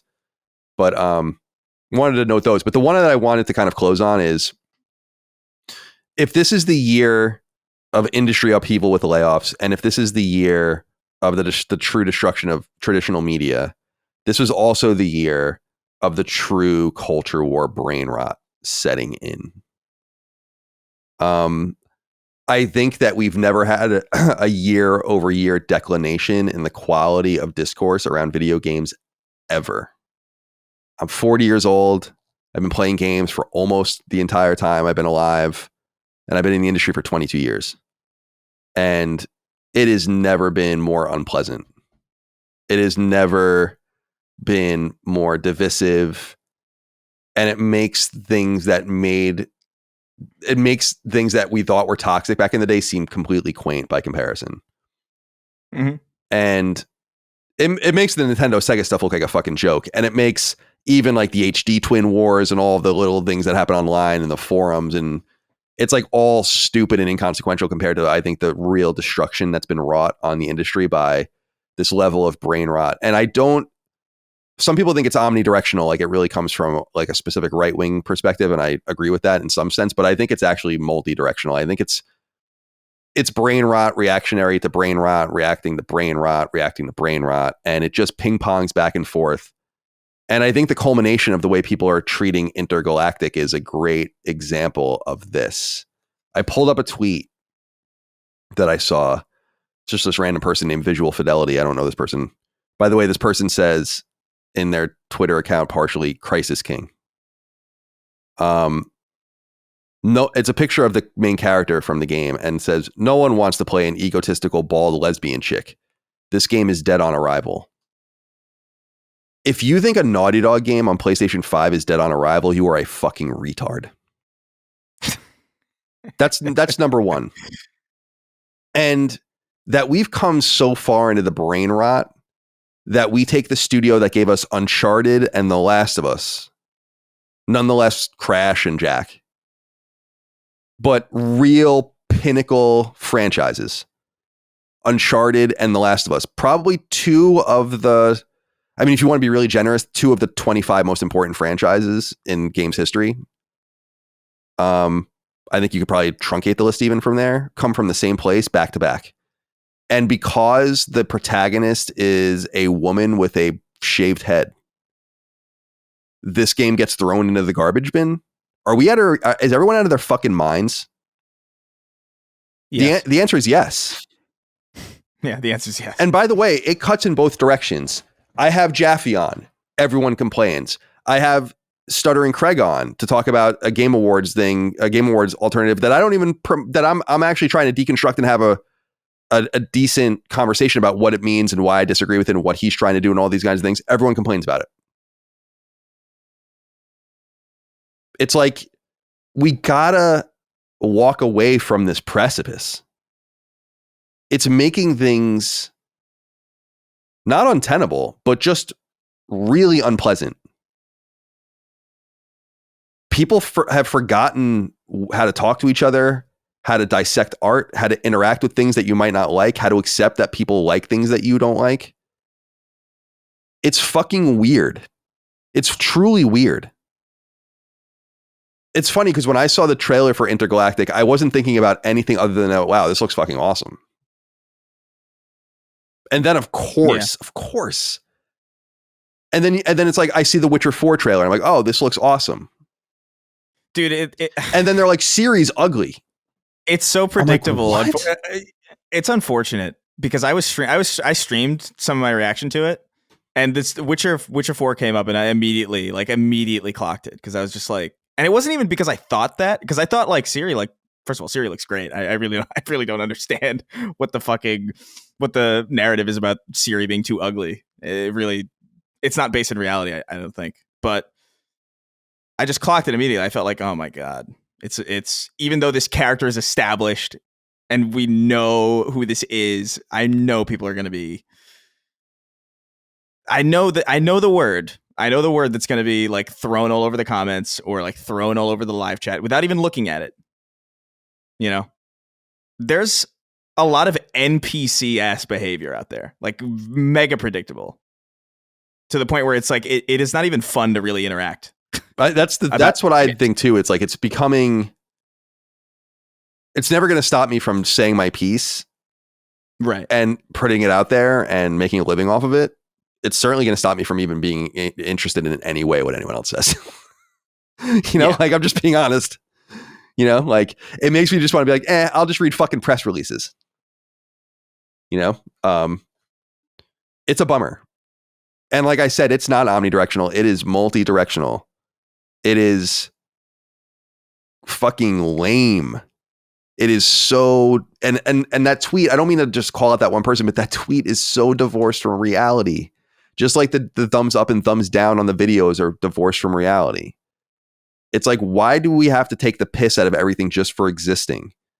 And what makes you think, in just this instance, that Naughty Dog's going to give you anything less than an exceptional game. Do you really believe that? Like, there's no evidence that that's true. It would be unusual, wouldn't it? Yeah. Like, are we really and people just, I don't know, man. I'm not like the most joyful person. And I think a major part of criticism is criticism. So I think that comes off as negative. And I think that that's the way it goes. And I'm the same as everyone else in that regard. But I feel like there are just so many people that don't see the joy in anything and don't see the fun or the intrigue in anything. And I am deeply convinced that a lot of these people do not fucking play games. And I think it matters because anyone who plays games with a sober and open mind couldn't possibly see the world reflected in the games that these people are claiming exists. We're talking about a small handful of games that are egregiously, whatever, quote unquote, DEI laden or ridiculous in their tone and their storytelling, like a Dragon Age. But people pretend it's everything. And then the fucking splash damage ends up on a Naughty Dog game because the woman is a minority and has a shaved head. And it's like, what? And people are saying it's like Guardians of the Galaxy. I'm like, what about, I'm not even that familiar with Guardians of the Galaxy. What about this is like Guardians of the Galaxy? I don't understand what you're saying. Like, because they're both in gritty spaceships. That's how deep your analysis goes. It's the retro future aesthetic that they're comparing, right? But I don't think it's the same. That's what I was saying to you too. It feels more digital, you know, like, and even then it's like that. So do you, when Fallout won TV show of the year and is this big hit, do you hate that retro future shit too? Oh yeah. People are really upset about that. Oh, it's an Apple II computer in the 1950s. What do you think that is? Yeah, it is unfortunate, man. It really sucks. Especially because, like, dude, there's aspects of that trailer too that, like, the sword with like the volume blade. Yeah, it's super cool. It's such a cool idea. Like, that's genuinely something in science fiction that I've never seen before. Like, actually, like, it's not everything about it is like wholly original, but I don't think anything necessarily is or needs to be. I think things need their own kind of identifying points of uniqueness, and they can build off of something. Like, so who cares if it's like, if it's analogous to, you know, if it's got like retro future things like Guardians of the Galaxy does, sort of, kind of like, I don't know, man. There is just this, I don't even know, like, incentivized cynicism that I think is so toxic and lame and boring. Like, it's the most boring analysis you could possibly have. It's like, okay, this game's woke. It's like, okay, great. Is there anything else that you could think of? Like, I challenge someone to explain why Dragon Age the Veilguard is bad in a way that is actually constructive and actually says anything that isn't just a copy pasta from some random Twitter account. I really do. I don't think these people can articulate that. I don't think a lot of people can. Like, I'm curious about it. It's like, do you even like video games at a certain point? Like, why are you sitting through an award show full of things that you are predetermined to, like, or excited to, like, hate? Like, I don't know. Like, it's weird. It's weird behavior to me. I couldn't relate. Like, I don't care about sports at all. And I don't sit at like watching the sports award shows or, like, you know, sitting through the game being like, this fucking, I'm going to turn the Yankees on and, like, complain the whole time. It's like, man, baseball is so fucking boring. Oh my God. I hate how, like, long it takes them to fucking run, or like, why are you here? What do you like? I do think it's time for some nothing, because you don't get attention for saying what you like. Right. Exactly. That's a good point. I also just think there's people that just need to, I think there are people that need to accept, like, you don't like video games. Yeah. That's okay. There are lots of things I don't like and don't care for. I don't pretend to, though. And I think that there was nothing more clear than this year with that too. This has been an illustrative year in a lot of different ways. Like, again, the no game argument, where it's like, you're out of your fucking gourd at this point. Like, you're crazy. Just totally in another world, you know, like, like, you just don't like games. It's okay. It's okay. But I think that I'm going to write a letter to the audience that probably will have already gone live by the time this goes live. So people would have already read it, but my annual, like, holiday letter. And I'm going to talk a lot about the toxicity that I see even seeping a little bit into our community. And I'm not crazy about it. And I'm going to do something about it. You know, like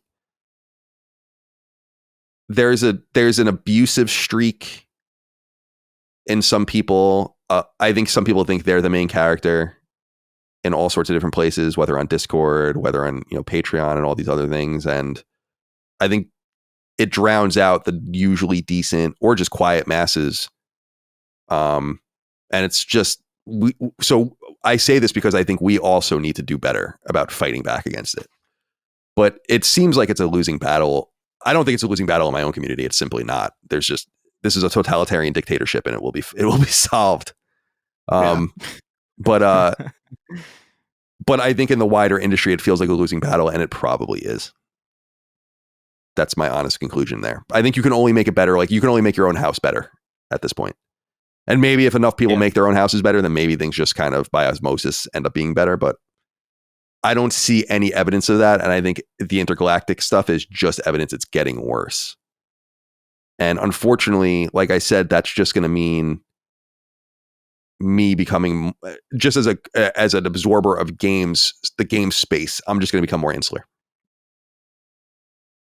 Because really all you need is like press release RSS feed to see what games are announced and come out, and then like YouTube access for like trailers and gameplay or whatever, and then you can just kind of make your own decisions. And that's what we always do. You know, so, but I think that the outside these walls, it's pretty bad. And I think that it's I'm telling you this as a deep veteran. There are not many people in the media space that have been in the industry as long as me at this point. It's bad. And it sucks. I don't know if you guys have anything else you want to say.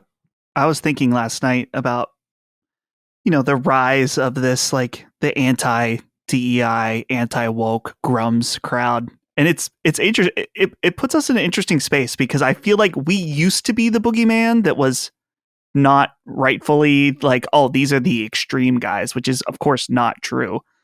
Mm-hmm. And now that these guys exist, it's kind of taken some heat off of us. But the weird part is that it puts us in a weird spot where there's no room for nuance.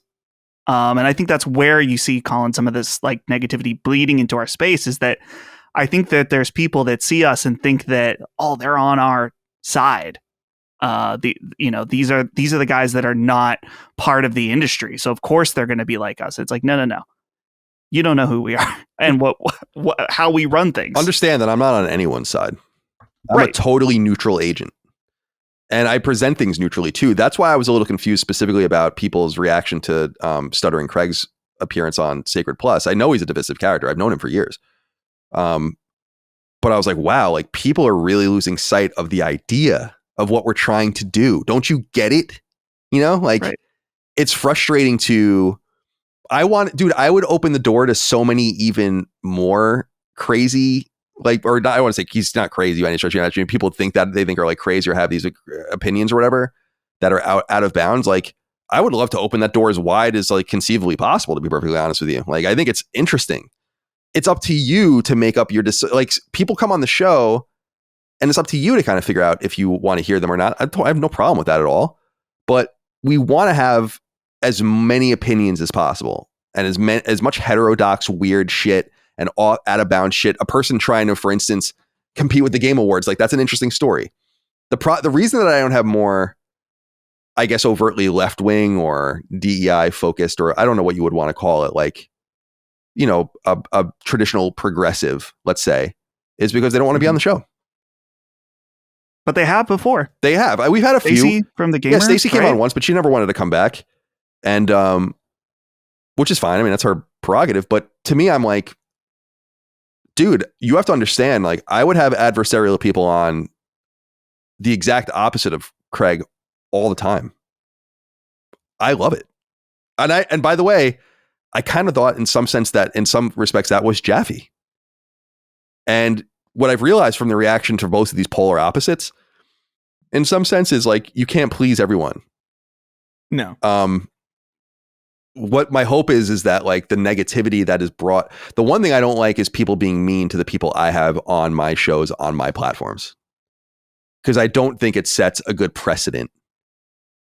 If I invite someone on and I always send the Patreon stuff and try to show people what we do, and then people see this is the way my audience treats certain people, that's bad for me. And it's bad for us. It's bad for our ability to spread the field. This is why I said, like, I'm going to do something about this. Like, I don't know what it is going to be. I really have no idea, but I want to just more speak on it in the sense that, like, I feel like it's seeping into our space and I don't like it. Because it's not the kind of person, I'm not that kind of person. I think people think that I like really love being like provocative and belligerent and shit. And I'm like, you don't know me at all if that's what you think. Yeah. If anything, people in my life push me around, and not everyone, but like I get pushed around and fucking taken advantage of by various entities and people throughout my entire life because if anything, I'm fucking passive, you know? Yeah. And so I don't want conflict. I don't want argument. I want just multifaceted approach to our subject matter that allows many people of different stripes to be included and involved.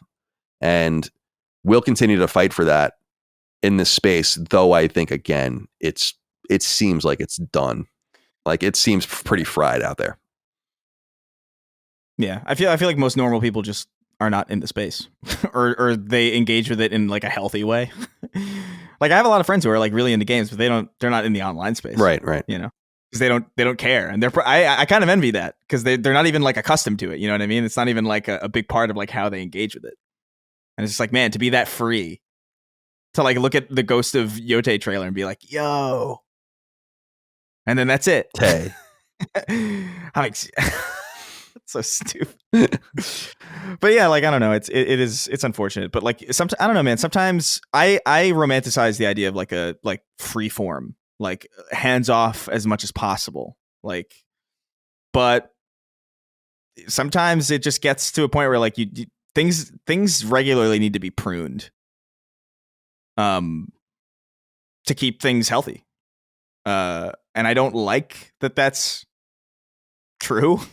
I really would prefer the opposite. I wish everybody could figure shit out on their own and not make everything everybody else's problem. But it has not been proven that is the case. Challenge impossible. Yeah, literally. Anything you want to add, Dustin, before we go? No, you're done. I think we're good. All right, cool. That was fun. That went longer than I thought, which is totally fine. It was about an hour longer, I think, than last year's. But I thought the conversation was great. And it was good to kind of reflect. The next time we record, and the next episode that goes live for all of you out there, I guess will be the look forward. Now we'll talk about the specific games that we're excited about that are coming out in 2025, of which there are a myriad, and which we have more of to add to the list now with the VGAs, although some of the dates are unknown. So let's go around the horn and say goodbye to everyone. Chris, goodbye. Be well. Have a good rest of your day. You too. I will. I'll. Man, what do I want to? I haven't even planned the rest. I've been working all morning, so I don't even think I thought about what the rest of the day is. You've been very productive. Yeah, it feels good, but I'm about ready to like go to sleep. Yeah, totally. I understand. I'm wide awake because I just woke up a few hours ago. Like I said, Dustin, goodbye to you, my friend. Be well. Goodbye. I'll leave you all with a bonus thing that I wrote down that wasn't worth including in the official list, and it is looking back 2024. The time I made a sacred thumbnail that looked like autism awareness without realizing. Hell yeah. The puzzle piece one. Yeah. I did no idea that puzzle piece was that's like an autism awareness thing. And people were like, oh, Dustin, good joke. I'm like, huh?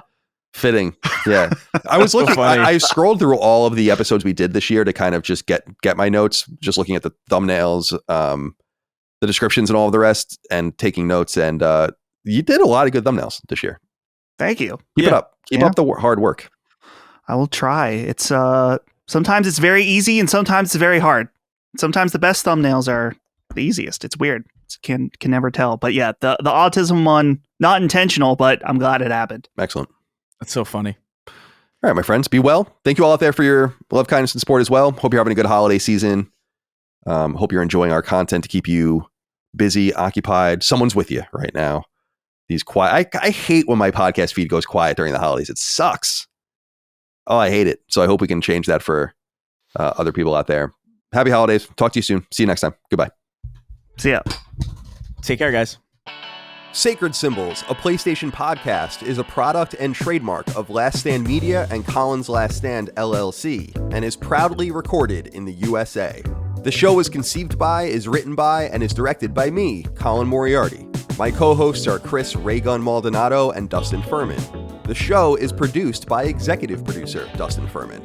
It's edited by associate producer Ben Smith. All of Last Stand's theme music is by my best friend, Ramon Narvaez. As you know, all of Last Stand's shows, including Sacred Symbols, are fan-funded on Patreon at patreon.com/laststandmedia. The following names are at the producer level on Patreon, our highest tier, and we're grateful for your thoughtful and kind contributions to our independent endeavor.